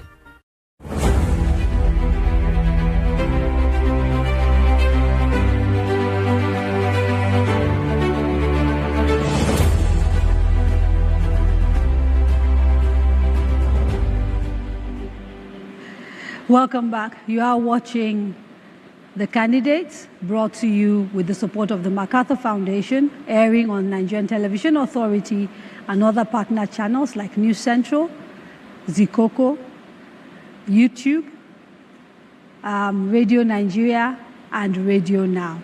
Now, before the break, we had a few questions from Bayero University. And before I hand to you, we also have one online question. So I just want to tag it along so that you answer everything all at the same time. This one comes from Daltum Bade. And he says, climate change is one of the major issues Nigeria is facing. Recently, we've seen how flooding has ravished communities. And this is as a direct result, some of it, of climate change. How will you address this? So if we start with Bayero and then end with that. All right. With regard to Bayero, I wanted to address the issue of border closure. I was in detention during the border closure hoopla, and I must tell you that the closure of the Nigerian border is the most hilarious thing I've ever seen. You cannot close what you don't have. Nigeria doesn't have border. I don't know why anybody will make such a policy. It's just like building a house, you put a massive gate in front of it, but the gate don't have walls. I know this because I used to pass through the border. Is it that they have borders or the borders are just porous? They are porous. They are porous. Even where there are official locations in the border, they are porous, of course, because of corruption. But most of Nigeria, boundaries are just outrightly porous. And I'm not going to say that I will build walls. No. But because part of the problem we have in Nigeria is that as long as our neighbors are poor, no matter how tall our walls are, we cannot drive them out. We should care about our West African brothers because I'm a Pan-Africanist. I'm not going to be closing border. But the reason the border was closed, as I later found, it was the most bigoted thing and also most discriminatory thing against certain businessmen. Because why they closed the border, by the way, I was getting intelligence within the DSS that some businessmen were offered opportunity to still be moving their goods and services across the border. But the poor people were being criminalized for going to buy rice. As she said, after all said and done, which policy did he protect? If you say you want to be growing rice, the price of rice go down.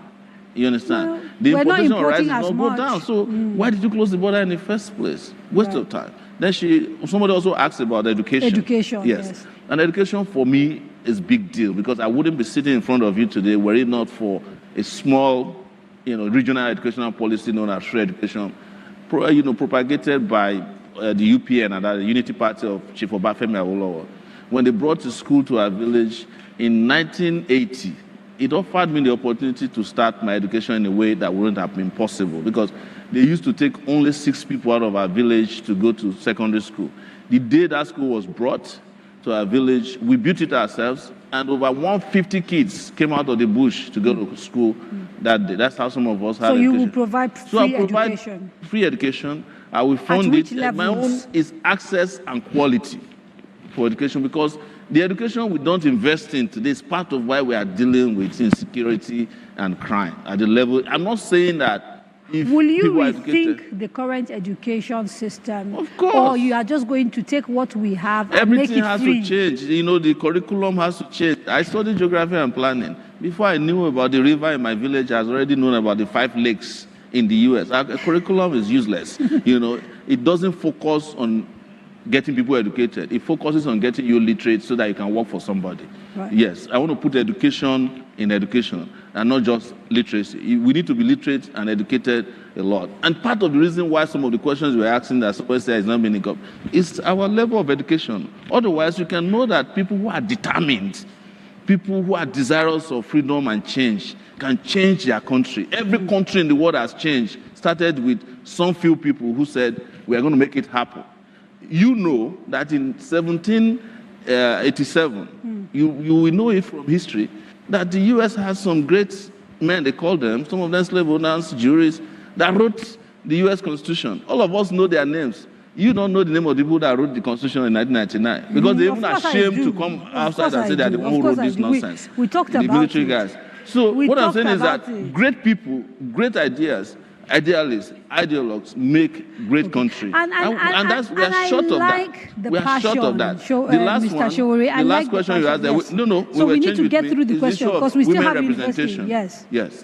We have been treating women in this country as signage, political parties in particular. Every time there's a rally, women arrive there first with the clothes. They are the ones who will shout and clap. When they are done, they are the ones who clap. But the truth is that women in current election roll, that is the registration of voters, they are 51%. Yes. So practically, women can elect a woman as a president. Women should stop begging for percentages from people with whom, if you are 50% of voters, why are you accepting 35% of allocation for women. You know, go for 50% too. Our party, but I now want to hear what you will do, not women should do. What will you do if you become president? Yeah. For me, there's no reason for women to give women allocation of 35%. Let's give them the percentage of their population of the country, or let them take it. Because now they have more capacity to even elect leaders than anybody else. So, but you know, you have to understand though, there are cultural. Let me finish now. As we are talking about culture, as if we are not all here in the culture. No, that's the point I'm making, is that there are things that make it difficult for women to take it, like you say. And in countries where these things have been taken seriously, representation has actually helped. So if you look at a place like Rwanda, making a conscious decision to put policy in place, to put laws in place, has increased. Yes. So when you say they should just take it, I'm saying that sometimes that's not a practical way to deal with these issues. It is practical that if elections are legitimate, that is, if they are free, fair, and credible, that women in this country can elect a woman president. They are 51% of the population. They just need a few men, their husbands, boyfriends. They vote for a guy, he wins the election. So if you have that kind of power, why would you be begging for? Well, we are at a stage where, because of education, cultural situations, the laws, everything. Any culture so that puts what people will in bondage, you do if you become president for Nigerian women? That I will not in any way. So let's start from governance. Yes. You know, so your cabinet, what percentage? Cabinet is going to be 51% representation. Okay. The number of women voters. That's your commitment. Compared to men. That's how we're going to do it. That's the statistics and calculation we are going to use. Okay. Do we have enough, because before we go, do we have enough women in our party represented? I would say no, and I should apologize for that. But that's not the reason for us not to have a clear-cut policy that is just and fair towards women. Climate and not be change. using culture as an excuse. I'm rushing you because our culture also don't allow men to steal. Why is it that they don't have a problem too? Okay, climate change. There was a question there, and in light of this recent flooding. Change, a lot of people in this country, for instance, do not understand that one of our biggest crises right now, the herdsmen-farmers clash, started with the climate change issue in the Lake Chad region. The Lake Chad has now dried up to 10% of its size. So the herdsmen that used to have a great time around the Lake Chad area, disturbing nobody, they had to move southward. Reason, they are selling beef. Beef is a $4 billion industry in Nigeria. Particularly in the southwest where we are today, Yoruba people, my people, there's nothing they don't eat when you bring a cow out and slaughter it. The nose, the ass, the legs, you know, everywhere. But the truth is that because we have not applied the policies necessary to regrow, say, the Lake Chad, we are suffering from that mistake because nobody understood it. So how will you deal with it? There's a policy we have put in place, you know, to re-energize the Lake Chad region. And part of it will surprise you. It's very expensive. It's to direct some of the waters from Lagdo Lake that is flooding Nigeria and where will now. you find the money? Why are you always asking about where would we find the money? Because you have to be able to fund things. When we are funding thieves in this country, billions of dollars, they are stealing it. You are asking me where will I find the money when Nigeria has got money. The problem with Nigeria is not that we don't have money.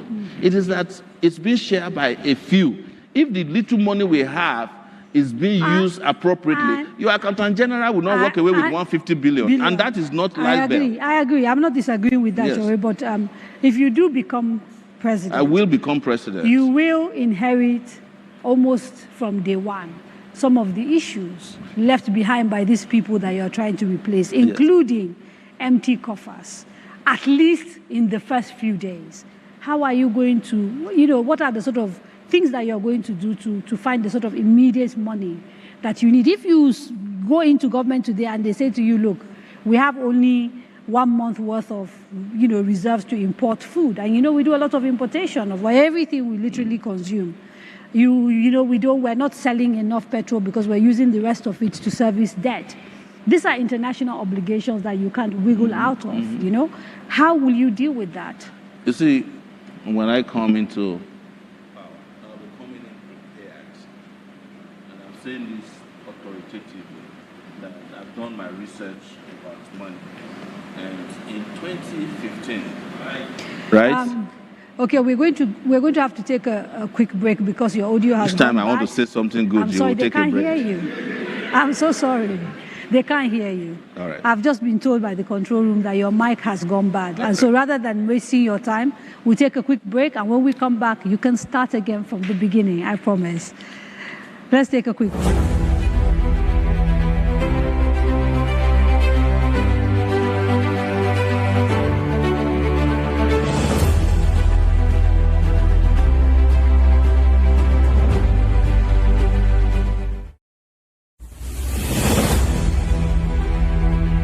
Daria Media, in association with Cabal Entertainment, presents The Candidates, a presidential town hall meeting series where the presidential candidates of the 6 leading political parties tell us about their plans for the country. Join Kadaria Ahmed as she leads us into the world of these candidates from the 17th to the 23rd of November 2022. This very important program will be streamed on FRCN, Radio Now, DSTV, NTA, Facebook, YouTube, and more. This is a town hall meeting you shouldn't miss. Tune in. Let's hear from the candidates.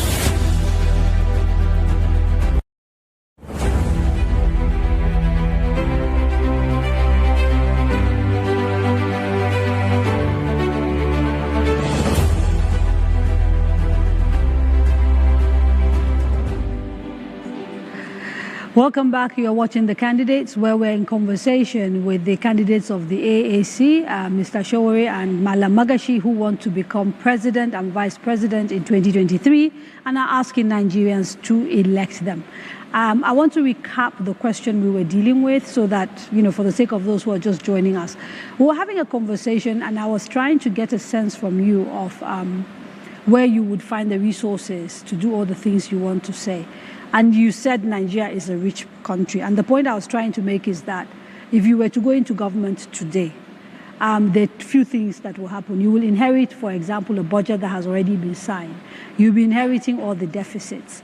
You'll be inheriting the debt and a whole bunch of, things that are a little bit messy. And so I think it's a valid question to ask you how you will navigate those things within sort of coming into office. And I'm saying that in 2015, I was one of the presidents that was almost single-handedly responsible for helping government to locate the loot of the money that were meant for purchasing arms that would have been used to fight Boko Haram. And honestly, government did recover some of that money, but they were looted it. I've done my own research because I will have a transition team that will go to work as soon as the election, I'm declared winner of the election. And I have found over $6.4 billion owed by oil companies to the Nigerian government. When I talked about it, they said they have paid it down to 2.3 billion now, but that's still solid.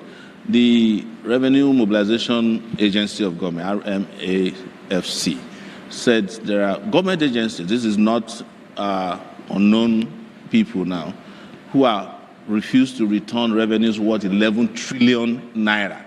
Help me add that to 2.1 billion at the exchange rate of today.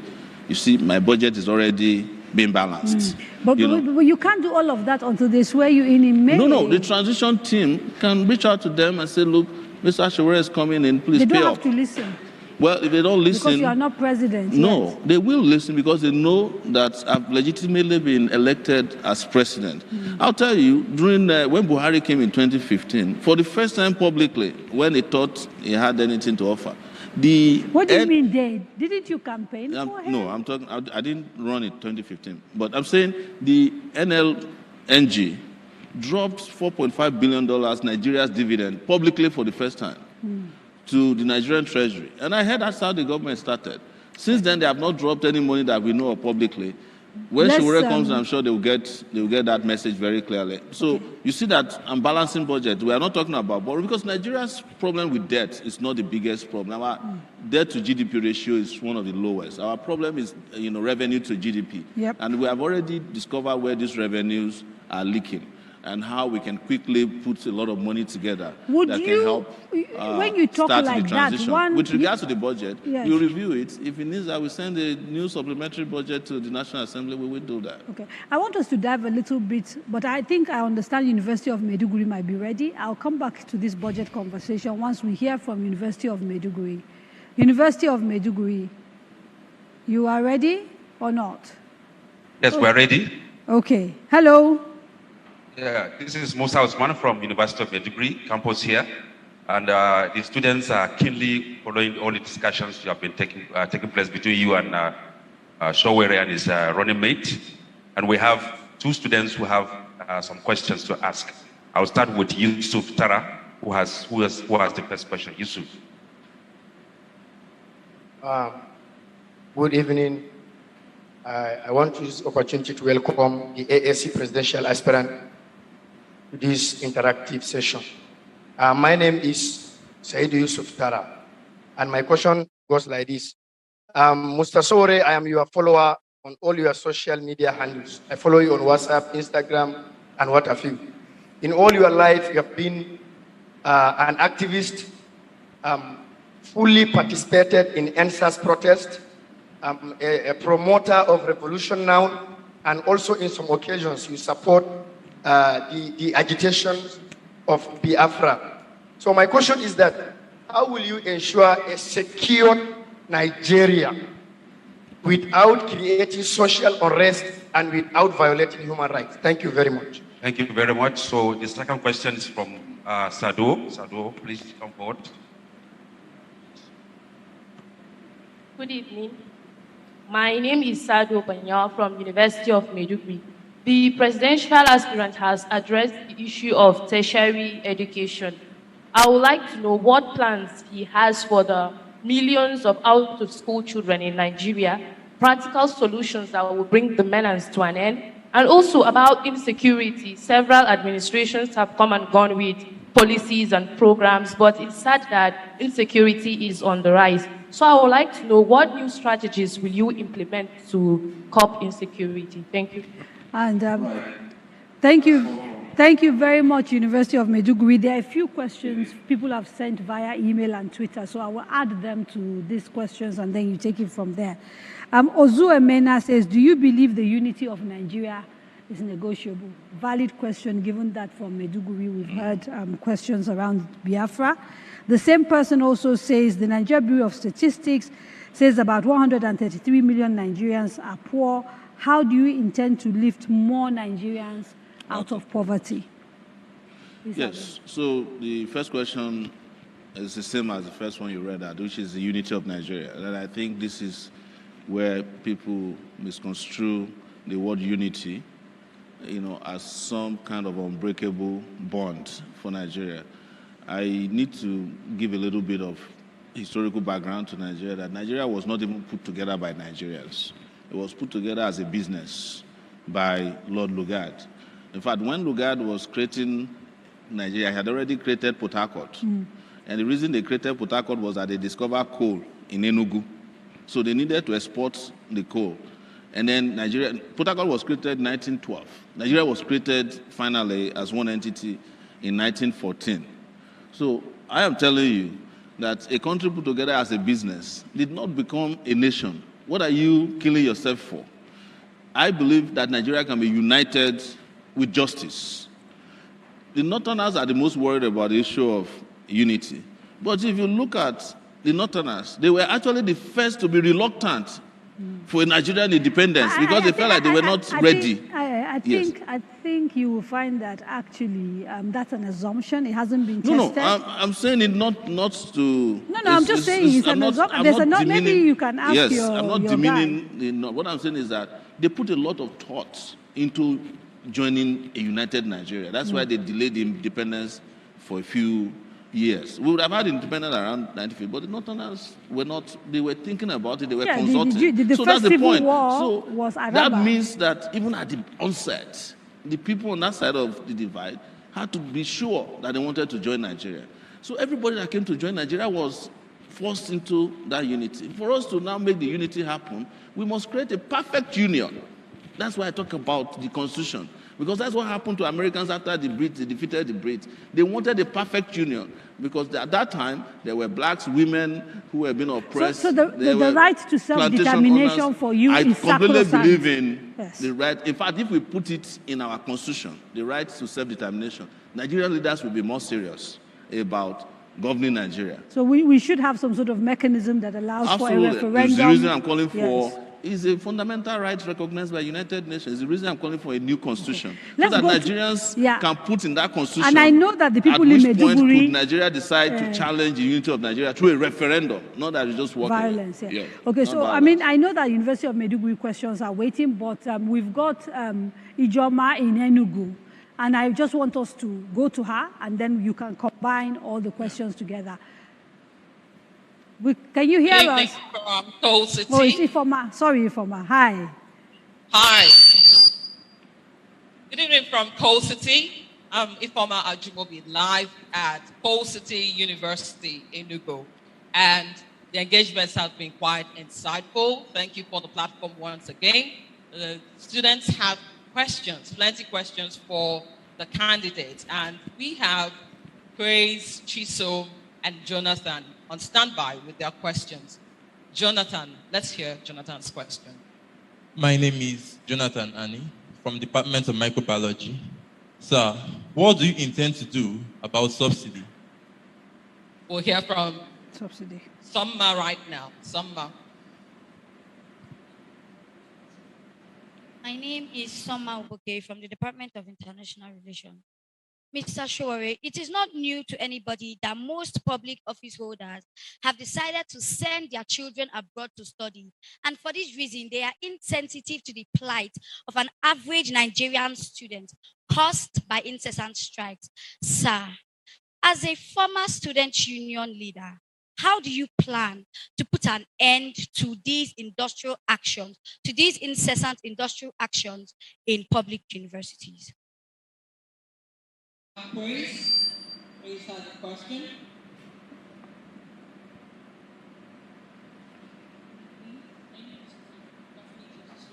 Oh, I thought Grace, we missed Grace. Oh, okay, all right.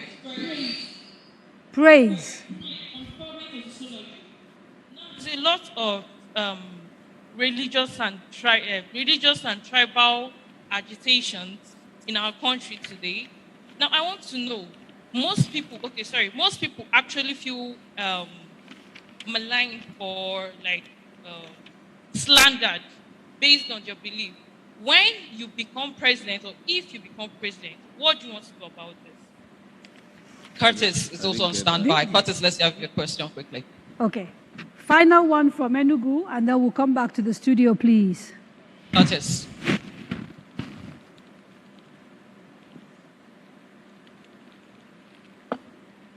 Hello, my name is Joshua Curtis, DK Jr. So my question is to you, sir. If elected, what will you do differently in the areas of extrajudicial killings, especially those committed by the Nigerian police and our armed forces? We know of the SARS era, the things that they do. What will you do differently that the current government hasn't done? And then also, how do you include young minds like my humble self into the governance and also make us able to make decisions for others who are young like us? Thank you. Thank you very much. That's a whole bunch of questions. And I didn't hear some of them, but I heard that of it. Okay, so we'll start with the ones you heard, and then I will. We'll start out of the lady who was talking about what we'll do to end the incessant strikes, and the fact that the rich people are sending their children at the expense of those children of the poor abroad. See, this is something I know very well because I track this, and you're a journalist, we used to do this together. I track how much money is spent in sending children of the rich at the expense of the poor to school. You discover that an average son of a politically connected or a politically exposed person going to a school in the UK is spending over maybe £200,000 a year, the big schools. And if you break that down to Naira, it could almost build a building, a structure that has over 6 classrooms that is of the highest standard. They are stealing it from you. That is why I said, as part of our policy, that whereas we have no right to stop anybody from sending their children to school abroad, but they also have no right to steal our money to send their children to school abroad. And as a result, those monies that are retained, we will use it to give study grants to students that are going to school in Nigeria. In Denmark, Norway, students are paid to stay in school to the point that sometimes when they are supposed to spend 4 years in school, they spend 6 because they don't want to go. What's the population of Denmark? No. Stop talking about the population. The population of Nigeria is big. The problem is the population of the thieves, which is not big, but they are taking the biggest of our resources. So we want to stop that. Let everybody who can afford to send their children to school, send their children to school. Is your problem. But don't steal government funds to send your children to school and then prevent students who are supposed to have access to their own national resources. Please take note make of them stay at home. my follow-up question. And Yes. the reason I will ask it now is... And I wanted to answer that that guy that said he wants to I don't want to be in our interrupt government. Let him join our party. This is a youth party. No more ancestors in government when we win. No more answers. Yeah. There are a few more questions I need you to deal with, and when you are done with them, perhaps come back and talk about how you deal with corruption, since you were talking about how to deal with the money. Okay, so somebody asked what your, whether you remove subsidy. Oh, subsidy. Yes. I think we should stop calling it subsidy. Okay. That's maybe it will make it easier. That particular name has been demonized. The subsidy they say we have in Nigeria is a subsidy of the oligarchs, the people who are importing petrol alone. When you take crude out of Nigeria, crude, after the state has a capacity to get a lot of products, including your hair shampoo.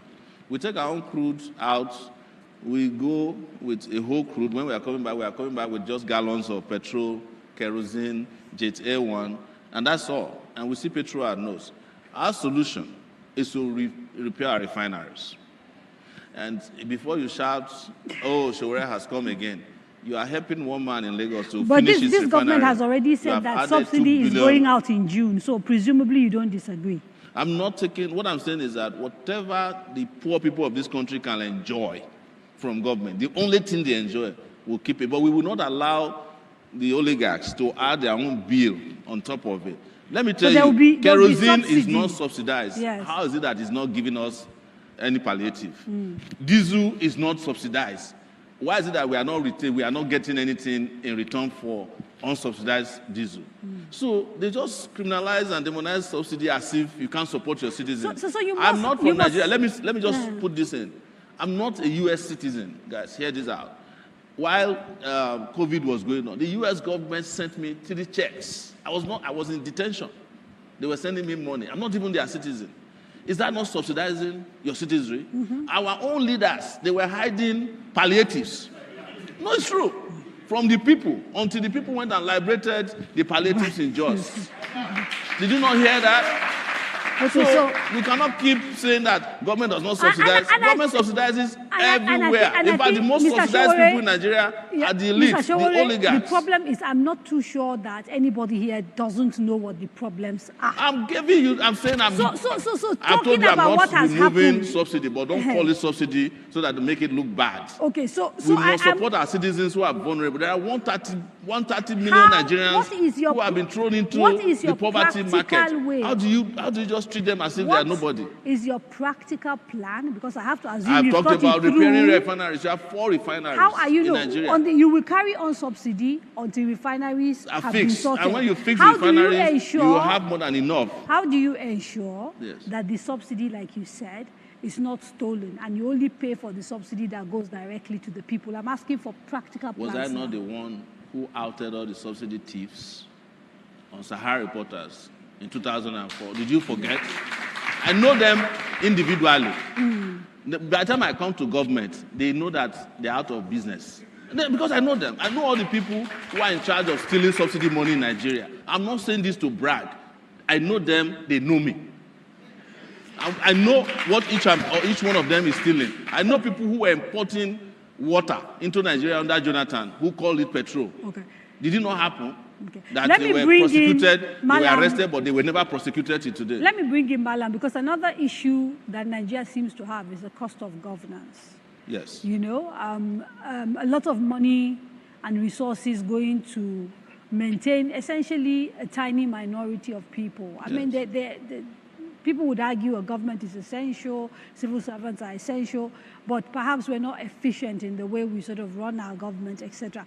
What are your thoughts regarding the problem with the sort of cost of governance, and what is your party thinking of doing about that particular problem? As you said, everybody knows the problem. Cost of governance is high in Nigeria, and it needs to stop. How do we stop it? Nigeria has 3 arms of government. You have the legislature, executive, and the judiciary. Take a look at every arm. What are its functions? What are its divisions? What are its roles, those under it? And what does it consume? There is agitation that people are calling for scrapping of the Senate for the reason that they consume a lot of resources, and the people think that the country can go on without the Senate. So, I like that you brought it up, because the question is, how do you convince a group of people to commit suicide? Because for you to actually go from having 2 chambers, National Assembly, in the National Assembly, the Senate has to vote to accept to be scrapped. So what is the strategy for convincing them essentially to get rid of themselves?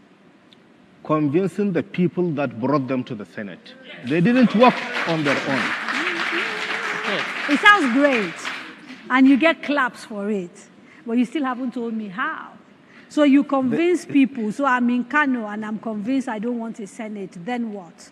At the moment, what are you going to use? What provisions? How are you can't do it with, unless they pass a law saying they can be scrapped. Yes, in the first place, yes. I am not saying we would scrap the Senate. That's what I heard. I think people are agitating for scrapping of the Senate. Okay, you start working towards it. Yes, we can't scrap the Senate on our own.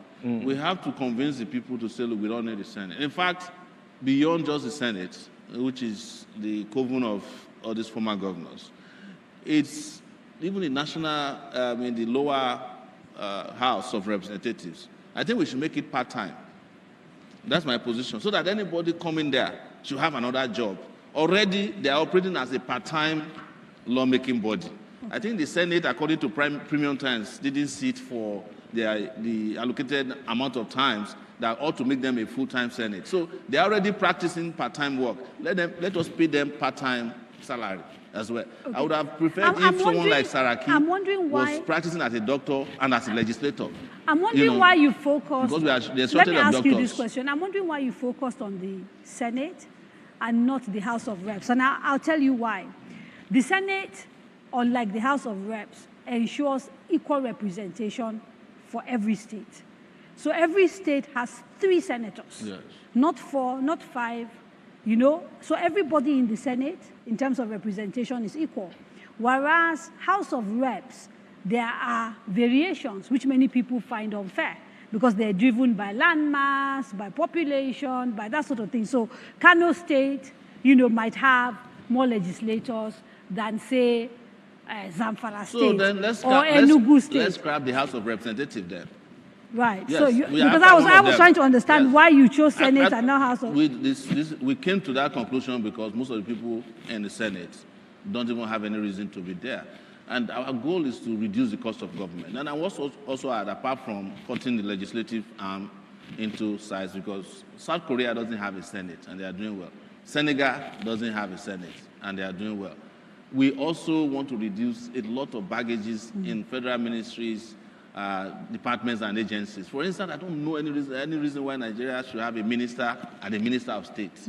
They are doing essentially the same job. Get rid of the minister of state, keep the minister. A lot of organizations have replicated duties.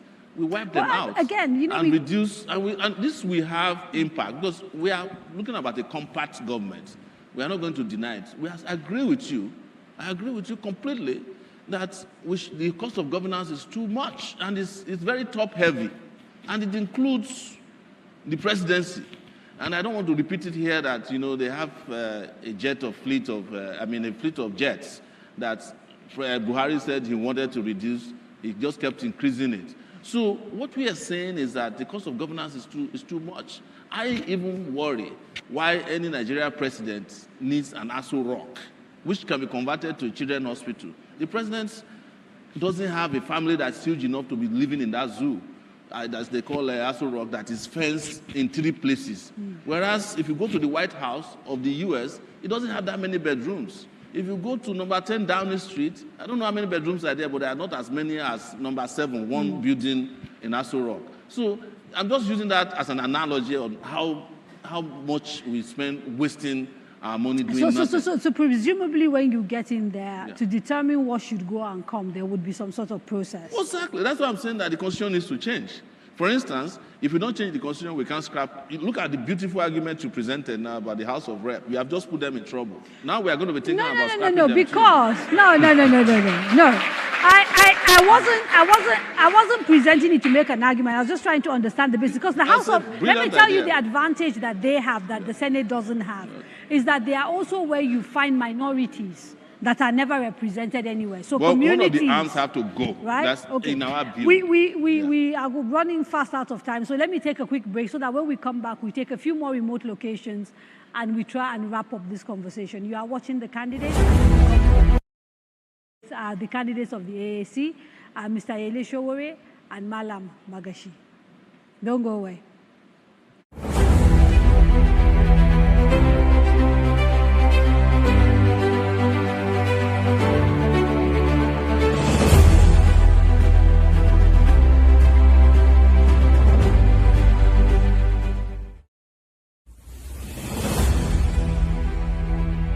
Daria Media, in association with Cabal Entertainment, presents The Candidates, a presidential town hall meeting series where the presidential candidates of the 6 leading political parties tell us about their plans for the country. Join Kadaria Ahmed as she leads us into the world of these candidates from the 17th to the 23rd of November 2022. This very important program will be streamed on FRCN, Radio Now, DSTV, NTA, Facebook, YouTube, and more. This is a town hall meeting you shouldn't miss. Tune in. Let's hear from the candidates.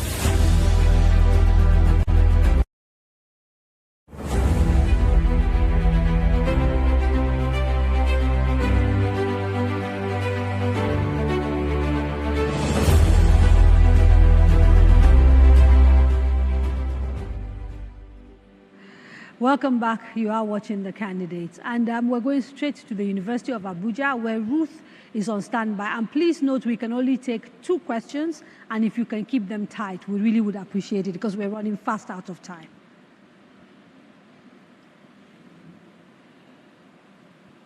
There at the University of Abuja, I must say it's been an interesting conversation there with the AAC candidates. The students are excited to ask some questions, and like you said, we'll take just 2. So I'm starting with Kuram Sokojas. Kuram?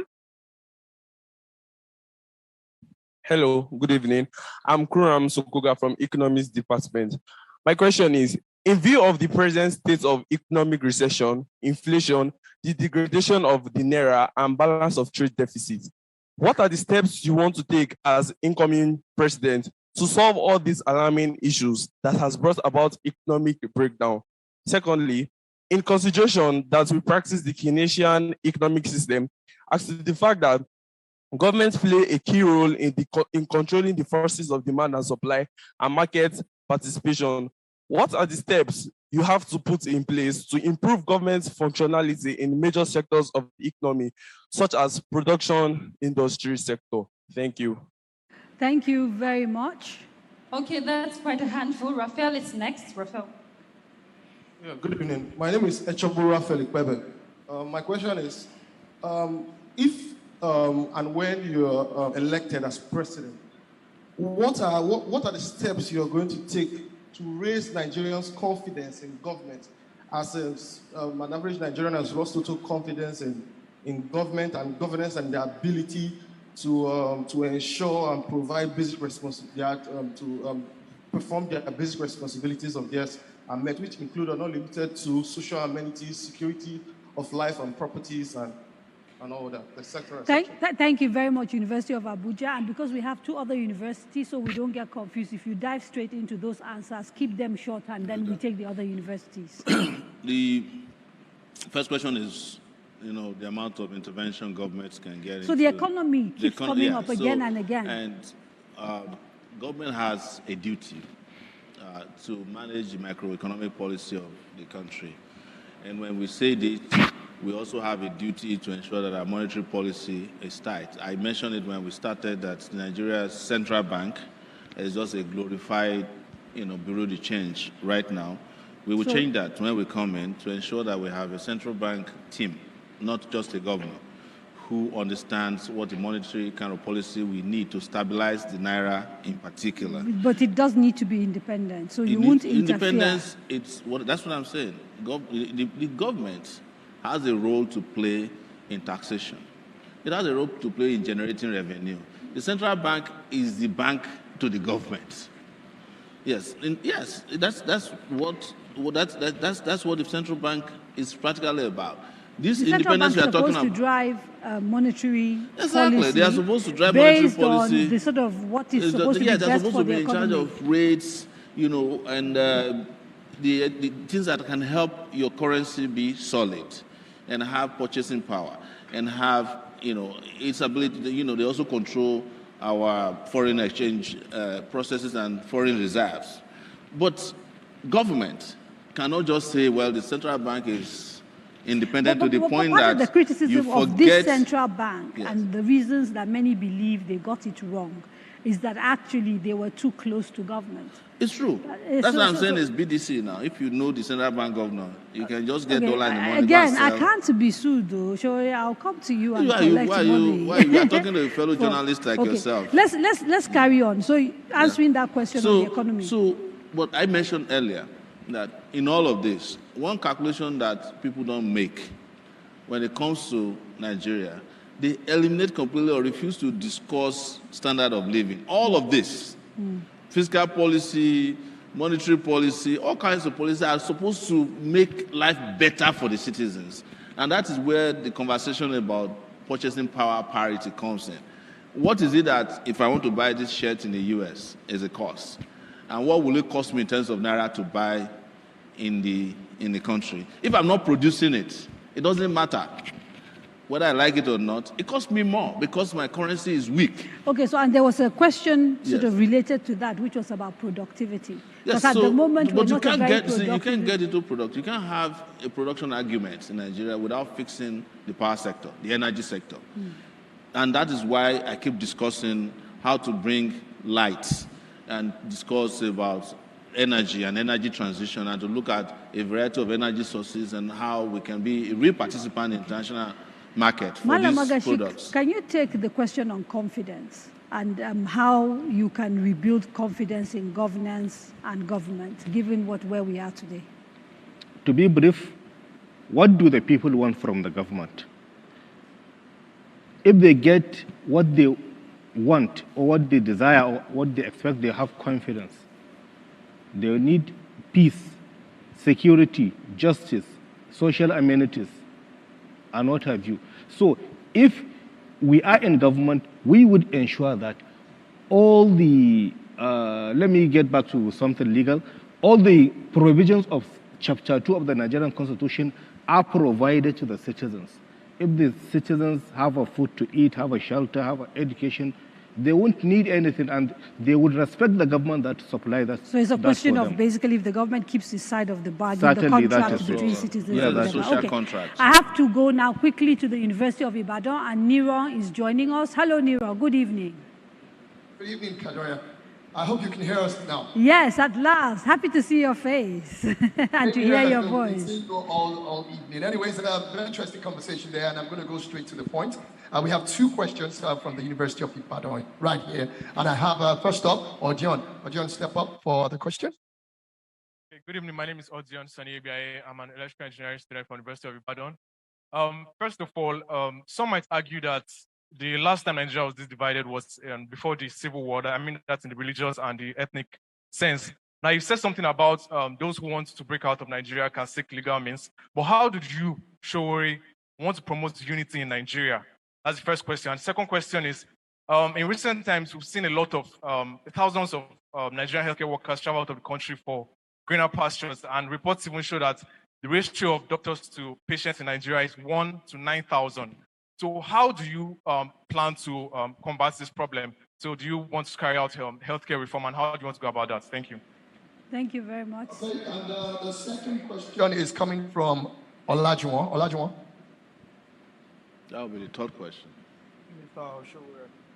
First and foremost, I would like to state that talk is cheap.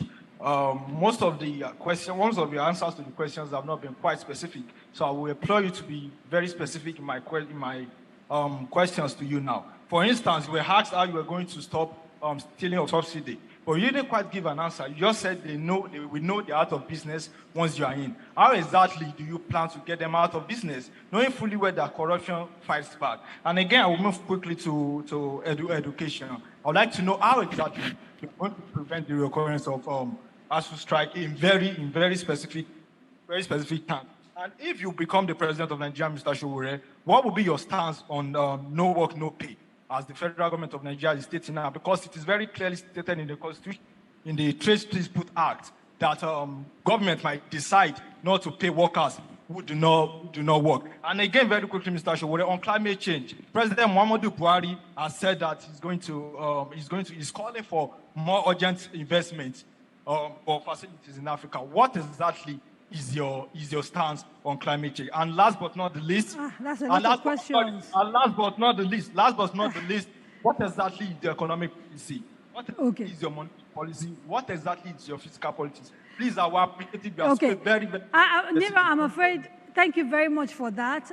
With less than 15 minutes to go, can I urge you to be really short with your answers? And I can prompt you one by one again if you want. Maybe you can prompt me, yeah. Yes. How would you promote unity? You've said you believe in the right to self-determination, but if you are president, how will you promote unity? Well, if you give justice to all the sectors, nobody will want out of Nigeria. You see, people who talk a lot about Biafra, they also forget that the Yorubas also have their own agitators. There are people in the Middle East, middle belts who also want out of Nigeria. Yeah. But what people have never talked about is that a lot of Nigerians have actually mentally seceded from Nigeria.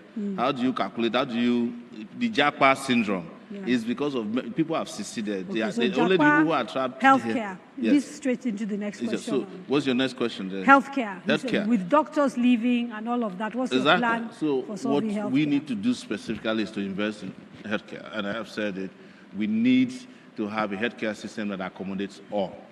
And it is not socialism, it's the right thing to do, it's compulsory. It's investment. You have to invest a sizable amount of your budget or revenue in ensuring that hospitals are working, drugs are available, you have an insurance. Our is the insurance policy, but it's not the one that's going to be exploited or stolen by, through fake HMOs. Okay, so at the moment, there's a new healthcare act that the president has, brought into law, which makes it completely compulsory for every person who, employs more than anything from 5 up to provide health care for their person. And if you're an artisan, you're also by law supposed to go and sign on to some sort of HMO. What would you do differently from what already exists? I think it should be the duty of government, our government, to provide health care for all.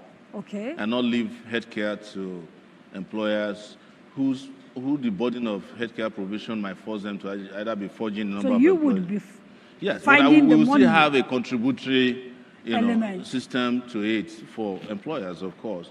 But it won't be such that you ask employers to take over the entire healthcare of their workers. What about when the employers then fall out of business? Who takes care of the employees? The person from Ibadan that said talk is cheap is not satisfied about the specificity of your answers. He said, for example, how are you going to stop them from stealing? Especially since we know corruption fights back traditionally. He's also asked you to discuss the ASU issues and whether you respect this idea of people don't get paid unless they I don't actually respect work the people. and all of that. When the strike is just, yes, you have to pay the strikers. It's not. They didn't want to do this. It was government that forced them to.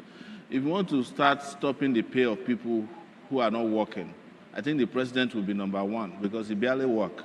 It is true. Yes.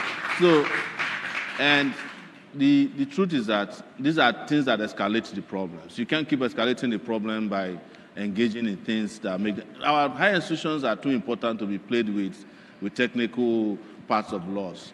Let's put the money they ask for. They are specific about how much they want. Let's find the money and give it to them. And make sure. But their demands go beyond money. There are 7 demands that ASU is making of the Nigerian And the demands have been the same since the 90s. Because I was in the University of Lagos when Jega was president of ASU. So you wouldn't rethink education at all, like some people are saying, create a situation where universities become independent, they're able to get endowments, and education is too private, important. Because let me in explain other this places where education works, education is not as cheap as it is in Nigeria. Education, so people actually, if you look at how much we pay to train doctors, it's not also as expensive as they think. In the 90s, the IMF and the World Bank came to this country and said, "Don't invest in education. It's too expensive. It's waste. Let people pay for their education." But the same people came back and recruited 8,000 doctors from the education they didn't want us to invest in 1990. This is hypocrisy. Victor you cannot compare is on education to standby in anything. Bielsa, and I don't really want to waste their time because they're the last school we're going to. But you still haven't talked about, the thieves, yes, who are stealing the subsidy, yes, but talk is cheap. How do you intend to fight I don't them? belong to the category of talkers. If a student, he should go and do research about me at the University of Lagos. I'm not a talk is cheap person. Okay, let's go to Victor, who is in Bielsa, and join our last remote site because they've been very patient. They've been listening.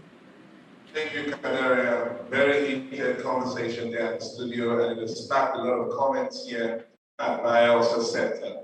We have 2 questions that will be asked. I will call on Honorable Elliot Osuno to ask the first question, then we'll move to Honorable Alawi.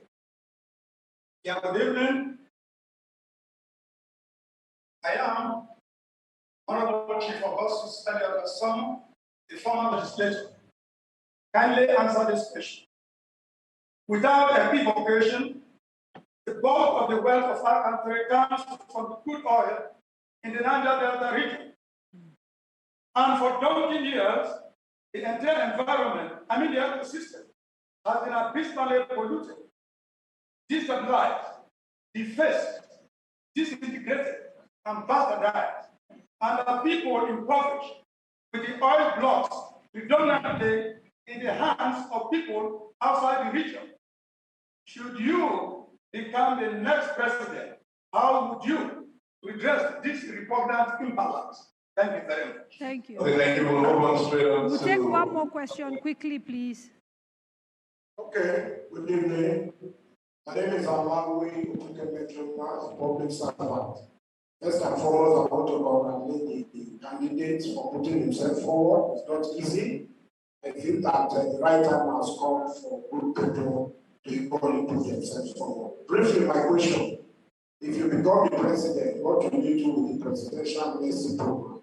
But recently, the news is everywhere that this government have decided to wind down the presidential mercy program under 6 months without the government keeping inside of the bargain. And this is causing a lot of problems in the Niger Delta. So what will you do with the presidential mercy program? Thank you. Thank you. Victor, if I could ask you, Victor, can I ask you to quickly recap that second question because it wasn't very audible. We could barely hear him. Okay, the second question by Alawi says that the amnesty program by the federal government, there are news that it will be stopped very soon without any proper plan. If Mr. Sowore becomes the president of Nigeria, what are his plans on the issue of the amnesty program? Okay, so thank you very much, Victor. 2 quick questions. The Niger Delta produces the bulk of the wealth. They pay, the highest price. no development. What are your plans on redressing that imbalance? And on the issue of the amnesty program? I'll start with the amnesty program. I think it's become a cesspool of corruption. But I like the program, and I'll develop into a concrete. So you like the principle of yes, it? And what I like the stands principle of it because it brought peace to the Niger Delta. But Relative that peace cannot last on the basis of this ad hoc-ish intervention in Niger Delta. The amount of money you are giving to Amnesty can be used to build universities that will train lots of Niger Deltans. Locally. And you could have finished the roads, the East-West Highway that has now been washed away. A lot of development could have come from that. What I would agitate for is for the Niger Delta region to get a larger portion of the oil resources. So to that extent, you can say that I'm biased on the side of resource control. But anybody that is listening to me today should know that the word resource is dynamic. So if one day the northern part of Nigeria is producing solar energy, electricity for the rest of the country, don't come and tell me that they don't have a right to also get a part of that resource. What I seem to be hearing you saying is that you're not quite 100% how to deal with this issue, and you're still thinking it through because you think it's dynamic. I'm from the Niger Delta. Do you know that? I know. Yeah, so I could have qualified as a militant. so I understand the problems. You see, because part of what we should understand here is that problems that are well understood, there's no reason for us to be parading any level of intelligence that the solutions to Niger Delta for a lot of Nigeria, but it's not a thing you can resolve on a TV interview for 2 hours. With regards to those who say, be specific. If you want to see specific, ask for manifesto. And we have manifesto online, by the way, on Sowore 2023. And by the way, some of your manifesto issues seem to be at odds with your personal issues. So page 32 of your manifesto, for example, they talk extensively about carrying people along in order to get things done. But when we listen to you sometimes, we almost feel like you are marching at it alone because you think you alone can do it. The fact that I'm passionate about how fast Nigeria should have developed doesn't mean that I don't carry people along. I believe in people. I've been on the side of the masses. The injuries I've suffered the most, I've suffered because even when I could have been comfortable, I come back to take on battles with others. So you can't claim that we don't carry people along when we organize some of the biggest we have protests just about from time to time. 5 minutes to go. So I want to ask one final question of you and then use the remaining 3 minutes, if you answer it quickly, to allow you to wrap up and sort of give your final message to the electorate. I noticed that when you set up the party AAC in sort of 2018, you started out as chairman. Then you became the presidential candidate and therefore had to step down as chairman. You lost elections and then became chairman again of the party. And you've now stepped down again to run for the elections. How come? Is it that there aren't people qualified enough to chair your party? Because the optics of it look like this is a Sowore party, as opposed to sort of something that encompasses a diversity of people, if you keep moving from chairman to presidential candidate and back again? I'm glad you asked, and I want to answer you directly. We set up the party in 2018, and we sort of decided in agreement with INEC that we'll have interim leaders until we go to a convention. And the convention of the party was supposed to happen after the 2019 election because we didn't have much time. When the election was over, the party was hijacked. Yes, you didn't get a chance to enter into all that trouble. So we couldn't go to convention. Right. And I was arrested when we were protesting against and going to court about it. And there was no opportunity to do any election until we won in the Court of Appeal on June 2nd. So when we won, elections were 6 days away. We had to run around the country to set up. That's why I stepped down again. As soon as this election is over, we will go to a proper convention, and I promise I'm not going to contest as party chairman again. Okay. Literally in 30 seconds, Malam Magashi, a final opportunity to speak to Nigerians, the electorate, and tell them why the duo of you and Mr. Sowore represent the best option for Nigeria. I will urge Nigerians to read our manifesto. There is something very important that we have not talked, but we don't have time. something that is sticking on the knob of the northern part of Nigeria, that is the Almajiri system. We have a very versatile and workable framework for the Almajiri system to work. I assure the northerners that if we get into power, there would not be Almajiri that would be begging. We would separate that aspect of Almajiri, that is studying religious big knowledge and the begging. Yeah, Mr. Sowore, 30 seconds, your final words to the electorate.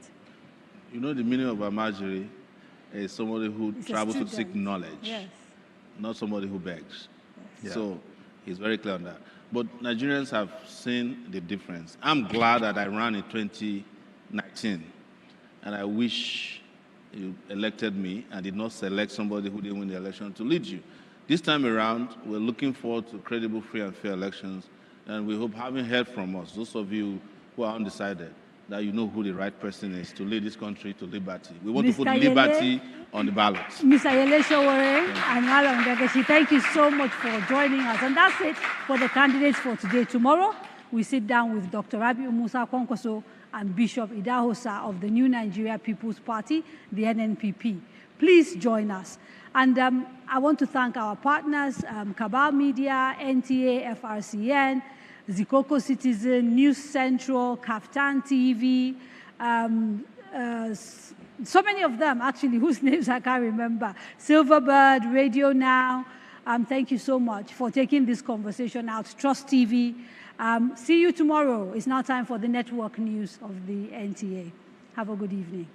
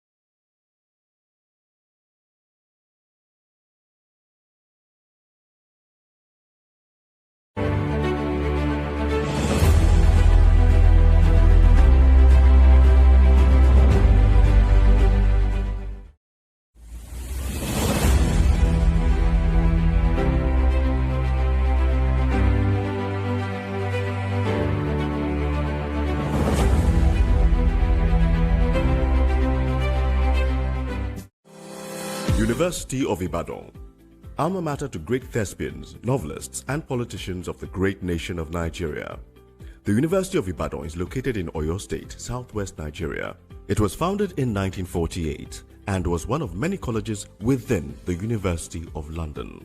Becoming an independent university in 1962, the University of Ibadan is the oldest degree-awarding institution in Nigeria. The University of Ibadan has contributed to the political, industrial, economic, and cultural development of Nigeria. Among this notable group are Nobel Prize winner Wole Soyinka, Chinua Achebe, a novelist and author of Things Fall Apart, Abdul Ganiyu Abdul Razak, a lawyer and former president of the Nigerian Stock Exchange, and so many more.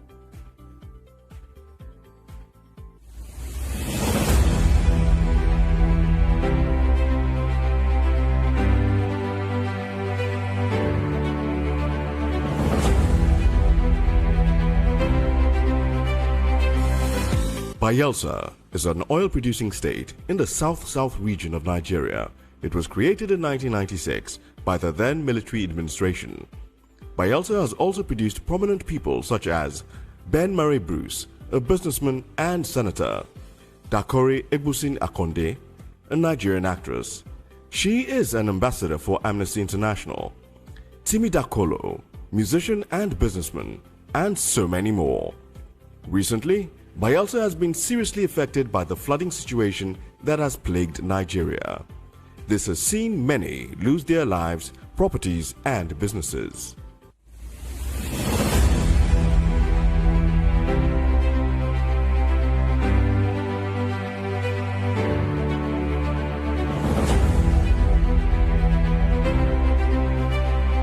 University of Abuja, the prestigious University of Abuja, nestled in the Federal Capital Territory in the north-central part of Nigeria, was established in 1988 but officially started running in 1990.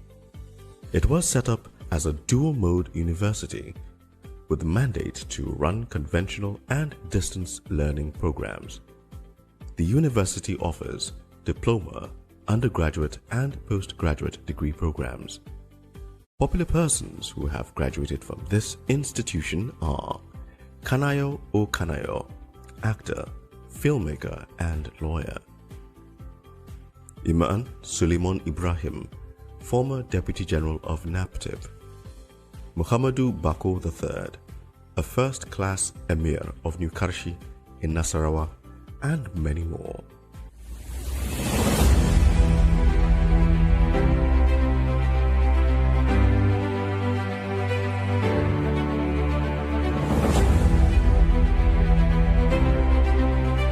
The University of Port Harcourt.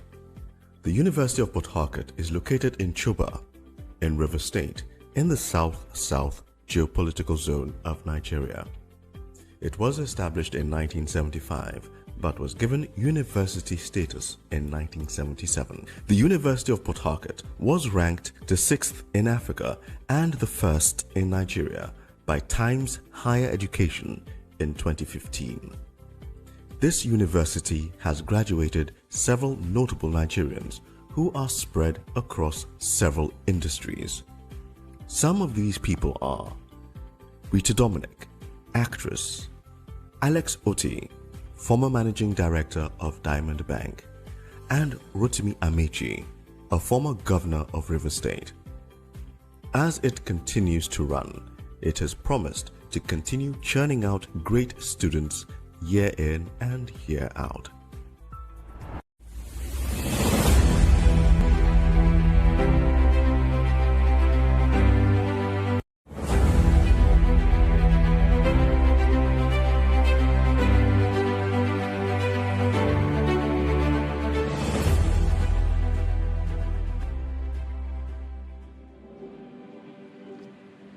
And that's the conversation today on the candidates. Kudra Ahmed sat down with Omoyele Sowore, the presidential candidate of the African Action Congress, and his running mates, Haruna, Garba, Magashi. And they essentially were hoping to convince millions of Nigerians eligible to vote in 2023 to send them to Aso Rock. Now, at the start of the conversation, we asked our pundits what we were to expect from Omoyele Sowore and his running mates. Now that the conversation is over, let's find out what they think of the conversation that we've just had. So, quick reaction, Umfon. Going into the conversation, you sort of had your expectations. Now that it's all said and done, what do you make of some of the ideas and some of the responses that we heard from Sowore? So I wish I put money on Sowore tonight. It did not disappoint me. So when I said he was a hardliner, right? He's that, that vociferous. He came up exactly just like I said he would. People said what happened from 2019 till now would have made him more malleable, more, more savvy, but he's still the hardliner. He doubled down on his anti-rhetoric. So would you say that speaks to his authenticity or would that speak to his inability to be malleable? Authenticity, but we're talking about an election, which is a game of numbers, right? Your authenticity does not mean that you should not work on your messaging. Do you understand? Do you want to be authentic at the risk of polarizing your views, right? So let me give you an example. You mentioned a lot of things like election denying. He said the last election he won, that they allocated numbers. Election is a big issue. Denying was a big issue, such in the midterm that there was no red wave. Because Americans said, no, well, there's inflation, there's a lot of things, but one red line we will not go through is election denying. And he came out there and he said, hey, I didn't win the allocated election. That does not have a place in a modern democracy. Do you understand? I said, you can't say that and expect independent people to vote for you. A lot of things here I mentioned very quickly. Okay, so we'll go to that. Let's just, one each so that we can go around the room. So your reaction to the conversation? I think, like Ovon said, he did disappoint. It's just because, for me, many of his answers were quite vague. So even the solutions, he couldn't show to me or describe the how to. For example, like when he talked about power. And then one of the things I also found very interesting is that he acknowledged that he didn't have enough women in his party, but plans to put 50% of women in his cabinet. How is that going to work when you're not even engaging them yet on a party level? Do you understand? So it just, it seems to me that he just came and just threw a lot of words around, and he's not really, prepared, for this. It's just this activist solution of how we don't like this, we don't like this, we don't like. Okay, what is your own solution? And then they're just really just vague here and there. All right, Professor Killer. Well, I think overall, one has a clearer view of the profile of Sowore tonight, especially those who have not followed him at all. It's easy now to describe him or depict him as socialist, Pan-Africanist, and populist. That is the sort of idea. Because of that kind of complex profile, it is easy to see some contradictions because he seems to be working towards solution, not moving in a clear ideological way. So, for example, he wants to, on one side, be a very social welfare state-present government. On the other side, he wants to reduce governance and cost of governance. So that tells you that, in a way, he's reacting to the situation he has at hand. I think to the point my two fellow panelists made, he has to improve his political communication to talk about this is what I'm going to do in very few words. All right. So in just a moment, we'll come back with more from our pundits. This is the Candidates 2022 Pundit Show. Stay with us.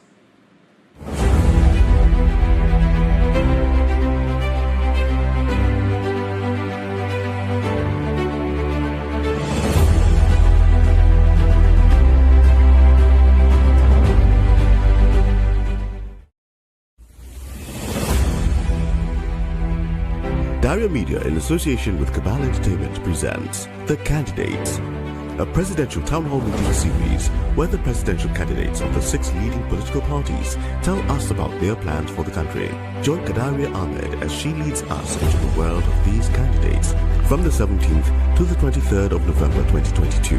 This very important program will be streamed on FRCN, Radio Now, DSTV, NTA, Facebook, YouTube, and more. This is a town hall meeting you shouldn't miss. Tune in. Let's hear from the candidates.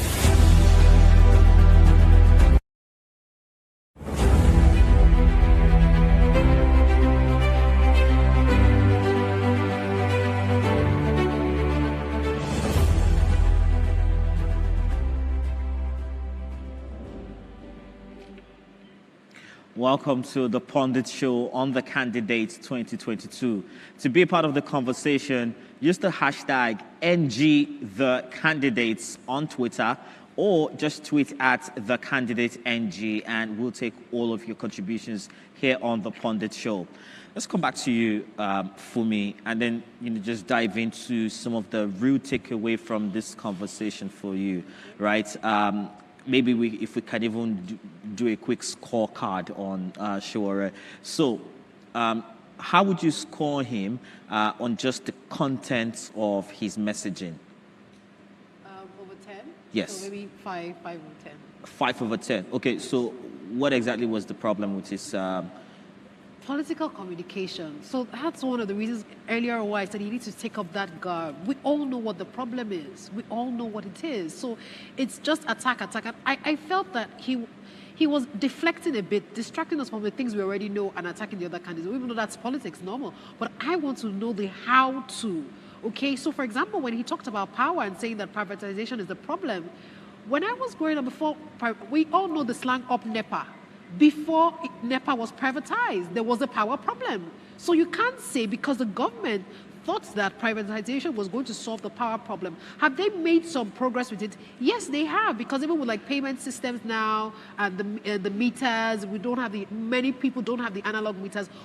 Are there some problem with it? Yes. So he wasn't telling us the how. He was just escalating and just, riding emotions up and all of that. So for me, he needs to convince just that with politics and with a Nigerian election, beyond your followers and people that like you, you need to convince other people like me why I should take my vote to you in the ballot. So for me, in as much as I agree that yes, he's still the activist and all of that, I go back to say that his solutions were very vague. There were some that he actually, talked about and hit the nail on the head, but for most of it, it was just very... So generally 5/10 content of the messaging for you. Mfon, how are you voting? Oh, for me, in terms of populist content, I'll give him like 9/10.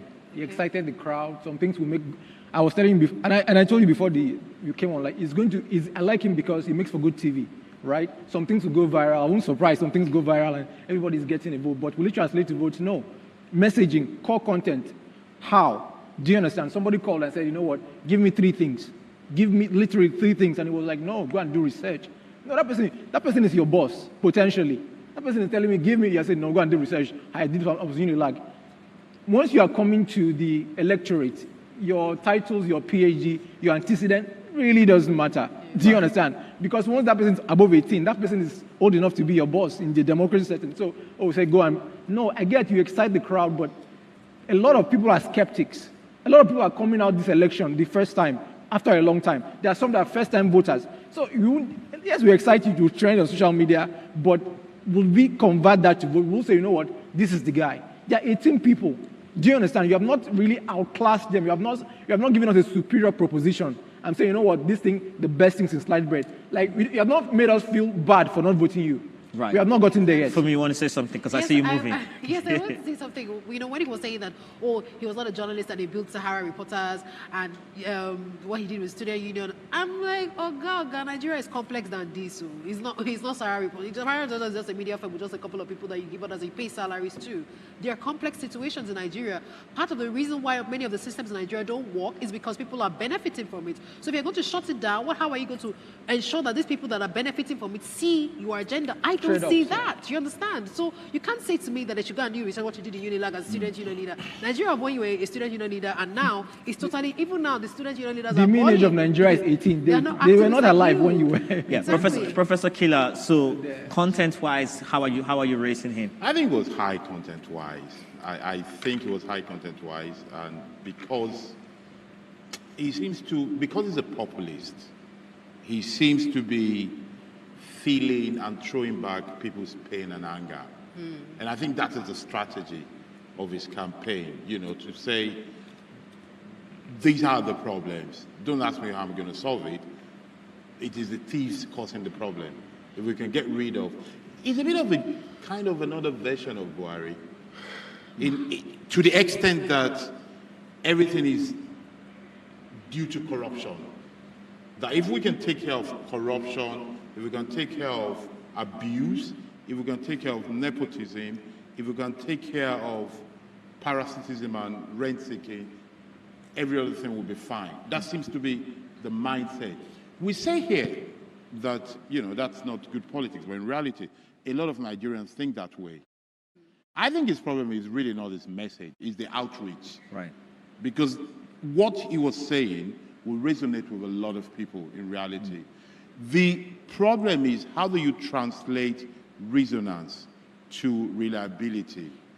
How do you translate idea to dependency, to think, this guy says the right thing, I look at him, is he presidential? Right. That is the next move. It's not really you did say something where you did try to liken some of his speeches to what we heard President Buhari say when he was coming into office. There was also a part of his response that I felt seemed almost ironic, because he was criticizing that same move when he spoke of the NLNG depositing, making public some financial information because of what we have now come to term, as Baba's body language, right? Yeah. And then he also sort of alludes to that in the part in the speech where he says, when I come in, they know I mean business, right? They know I mean business. It seems as though that's a messaging that a lot of people believe in, that the person coming in can trigger a certain type of response from the people, right? do you actually think that there's any credibility to that? Well, you say credibility. I mean, history shows that Nigerians follow individuals. You know, actually, it's not just Nigerians. Generally, you know, we just say it. We know what is right. We know it should be ideas. It should be a team. But if you think about the last 20 years, in reality, you know, the Obama wave of the Obama, who was the team behind Obama? You know, most people don't know them, but they knew Obama. Yeah. Who was the team behind Macron? You know, who are the team behind anybody? People just say ideal things, but in reality, when it comes to feeling and action, you need a face, you need a voice, you need to say, this is the person we're investing in. And that is why it's all about the candidate a lot of time.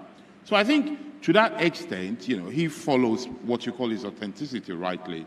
He pushes that to say, I'm a no-nonsense person. I know there are rogues. I know who the rogues are. Give me the whip and I'll deal with them. That is the campaign. You know, that is the crux of it. Right. I want to talk to you about, you know, the statement he made about creating the Ministry of Disability, especially when he said, look, we use, you know, people living with disability like accessories, you know, just to paraphrase. What do you make of his response to the plight of people living with disabilities in Nigeria? Yes, it's correct. It's, you know, when he gave that assessment about people being, people with disabilities being just used, you know, talking about sports and everything. But going again, yes, you form a ministry. What's the how-to? What is it going to achieve? Is it just going to be another redundant ministry just taking money? So giving a ministry, I don't know how does that solve the problem, because you have to also create systems beyond even this ministry across, you know, across the board. So the ministry will do what? It will solve what and how? So it's fantastic. It's a laudable, you know, idea. It sounds good on paper, but strategy, your idea will have to turn to strategy into action. So what are you going to do next? Yes. He also threw up this, you know, rather controversial position and suggested that Kajua might get into trouble for bringing that up. He wants to do away with one arm of the legislature, of the legislature rather. So it's either the Senate goes or the House of Representatives goes. What do you think, you know, what did you think of that? Let me quickly continue from where she stopped. And these are one of the things I'm criticizing, so it's not just out of the moon. He said he hasn't read the law for PWDs. Oh, because of Buhari, anything Buhari. No, I don't understand. Buhari is not your audience. You must dissociate as a leader. I don't like Buhari, it's one here. PWD. It seems like President Buhari is the villain in his story. Exactly. He wants to create this me versus us versus them narrative, and that is good. But you said you just discountenance a PW act, because you don't like a person. No. You say what? I don't like the person, but I'm going to read the law just to know how I can improve and serve the PWD community. Don't say I don't like Buhari, I'm not going to read it. That's why I have a problem with him. He's like, no, I don't like Buhari. No, it's not Buhari. Buhari is gone. In 6 months' time, he won't be here. Let me take the bill. Ignore the messenger. Don't throw it with bad water. That's what people say. Interrogate it, then you can go back to that. Then unicameral again. You said a brand new constitution without a constitutional amendment. Chickens don't vote for Christmas. It is not in the interest of National Assembly to vote for unicameral. So your messaging is how you coalesce. You say, no, I don't want that. You don't just tell them to come and vote themselves out. Chickens won't vote for Christmas. So you don't just say, I don't want that, I don't want that. It sounds good as a populist, 9/10. I dare to give him a 9.5/10. But how do you come and tell me to vote against myself? Hope is not a strategy. Right. So let's talk about, but I mean, you know, the statement on, you know, his unicameral approach to governance is one that a lot of people picked on and are running with on social media, right? Because like as soon as he made that statement, the tweets started pouring in.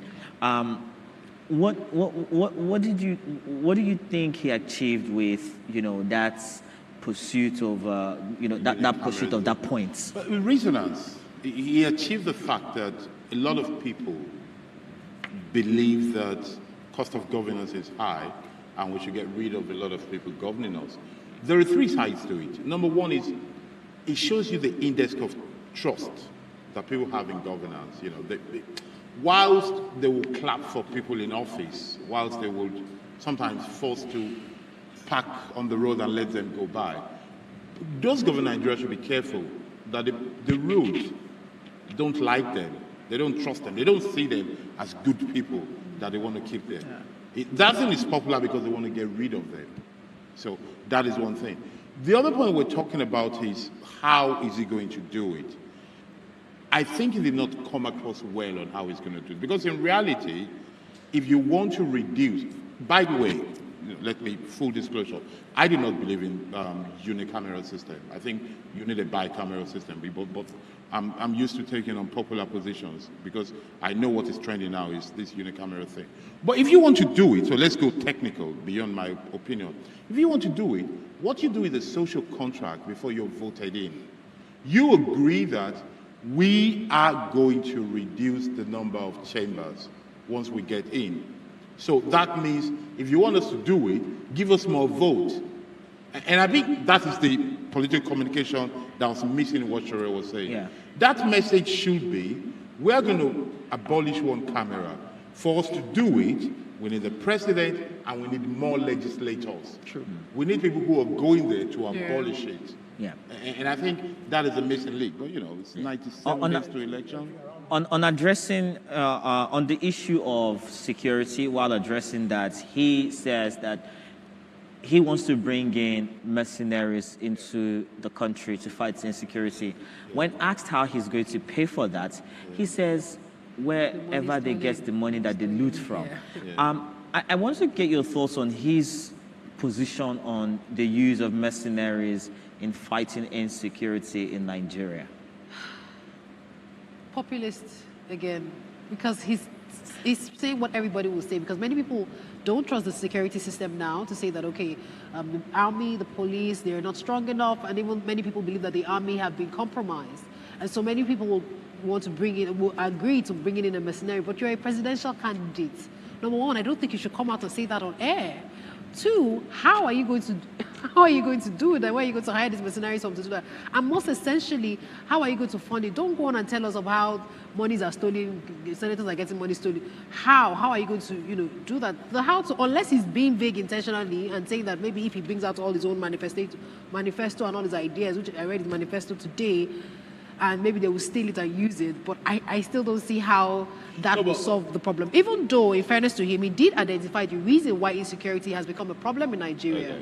So he did a fantastic job on identifying the reason and trying to solve that. I think also it's just that Sowore thing of, saying something very, strong and trying to get people all riled up and all of that. Sensational, thank you. Yeah. So that's my take on the message. Professor Killer, you wanted to jump in? I was going to say, I actually agree with him to bring in mercenaries, because what we've done so far has failed. Right. True. So it would be good to bring in a bazooka, a Rambo kind of thing that would just go there and crush the bandits and the terrorists. He says the cost of bringing in mercenaries into the country right now is cheaper than what Nigerians are paying. Oh yeah, well, right. I agree with How do you react to that? I agree with that.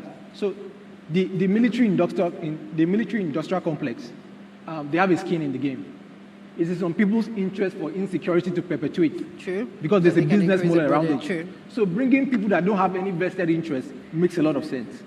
I actually agree with them because you can't be spending trillions and you don't get any results. So it is in somebody's interest for Boko Haram to continue. It's in somebody's interest for all these things, this franchise. It's so bad now that criminality is now as franchise. Yeah. You have unknown gunmen and all. So I strangely agree with him because that part of him I like, radical. Do you understand? Because hey, if you have spent so much and not gotten anything, we might as well bring in guys from the other side of the road. Right. So in a nutshell, as we wrap this up, do you think that his message is enough to get Nigerians to tilt in his direction this evening? No, I don't think so. Critical mass. He has brought up issues that other people will take and interrogate and articulate more intelligently, but it doesn't necessarily mean. Remember that 17 people. It's not just a monopoly. That's what I was telling you. Some people will take his point, refine it, and regurgitate it, but you make it look like they are more politically savvy than him. So right. I don't think you make me vote for Sowore. Right. For me, so in addressing, you just went straight into the political messaging, right? How soon do you expect to see, Sowore make these changes in his political communication? As soon as possible. Even if he needs to hire a PR strategy team, he should do that ASAP, because time is running out on how he's going to communicate effectively. So as soon as possible. Professor Kila, what message would you leave for the Nigerian people this night, having seen Omoyele Sowore? I think people should take charge themselves. We talk about these strategies and things, but I think at some point, if people want a good country, they need to think deeper, take closer, and take charge themselves. Right. It's all good to listen to the candidates, but I want the citizens to take some steps as well. Right. Well, thank you very much for your time and your insights today. We've been speaking with Umfon Nyang. He is a public affairs commentator. We've also had Fumi Unajefe here. She is a journalist. And of course, Professor Anthony Kila. He's a public affairs commentator and the Center Director, Center for International Advanced and Professional Studies, CIAPS. My name is Chika Ago. We'll see you tomorrow when Kadri Ahmed sits with Rabiu Kwankwaso, the presidential candidate of the new Nigeria People's Party, and his running mates. Have a good night.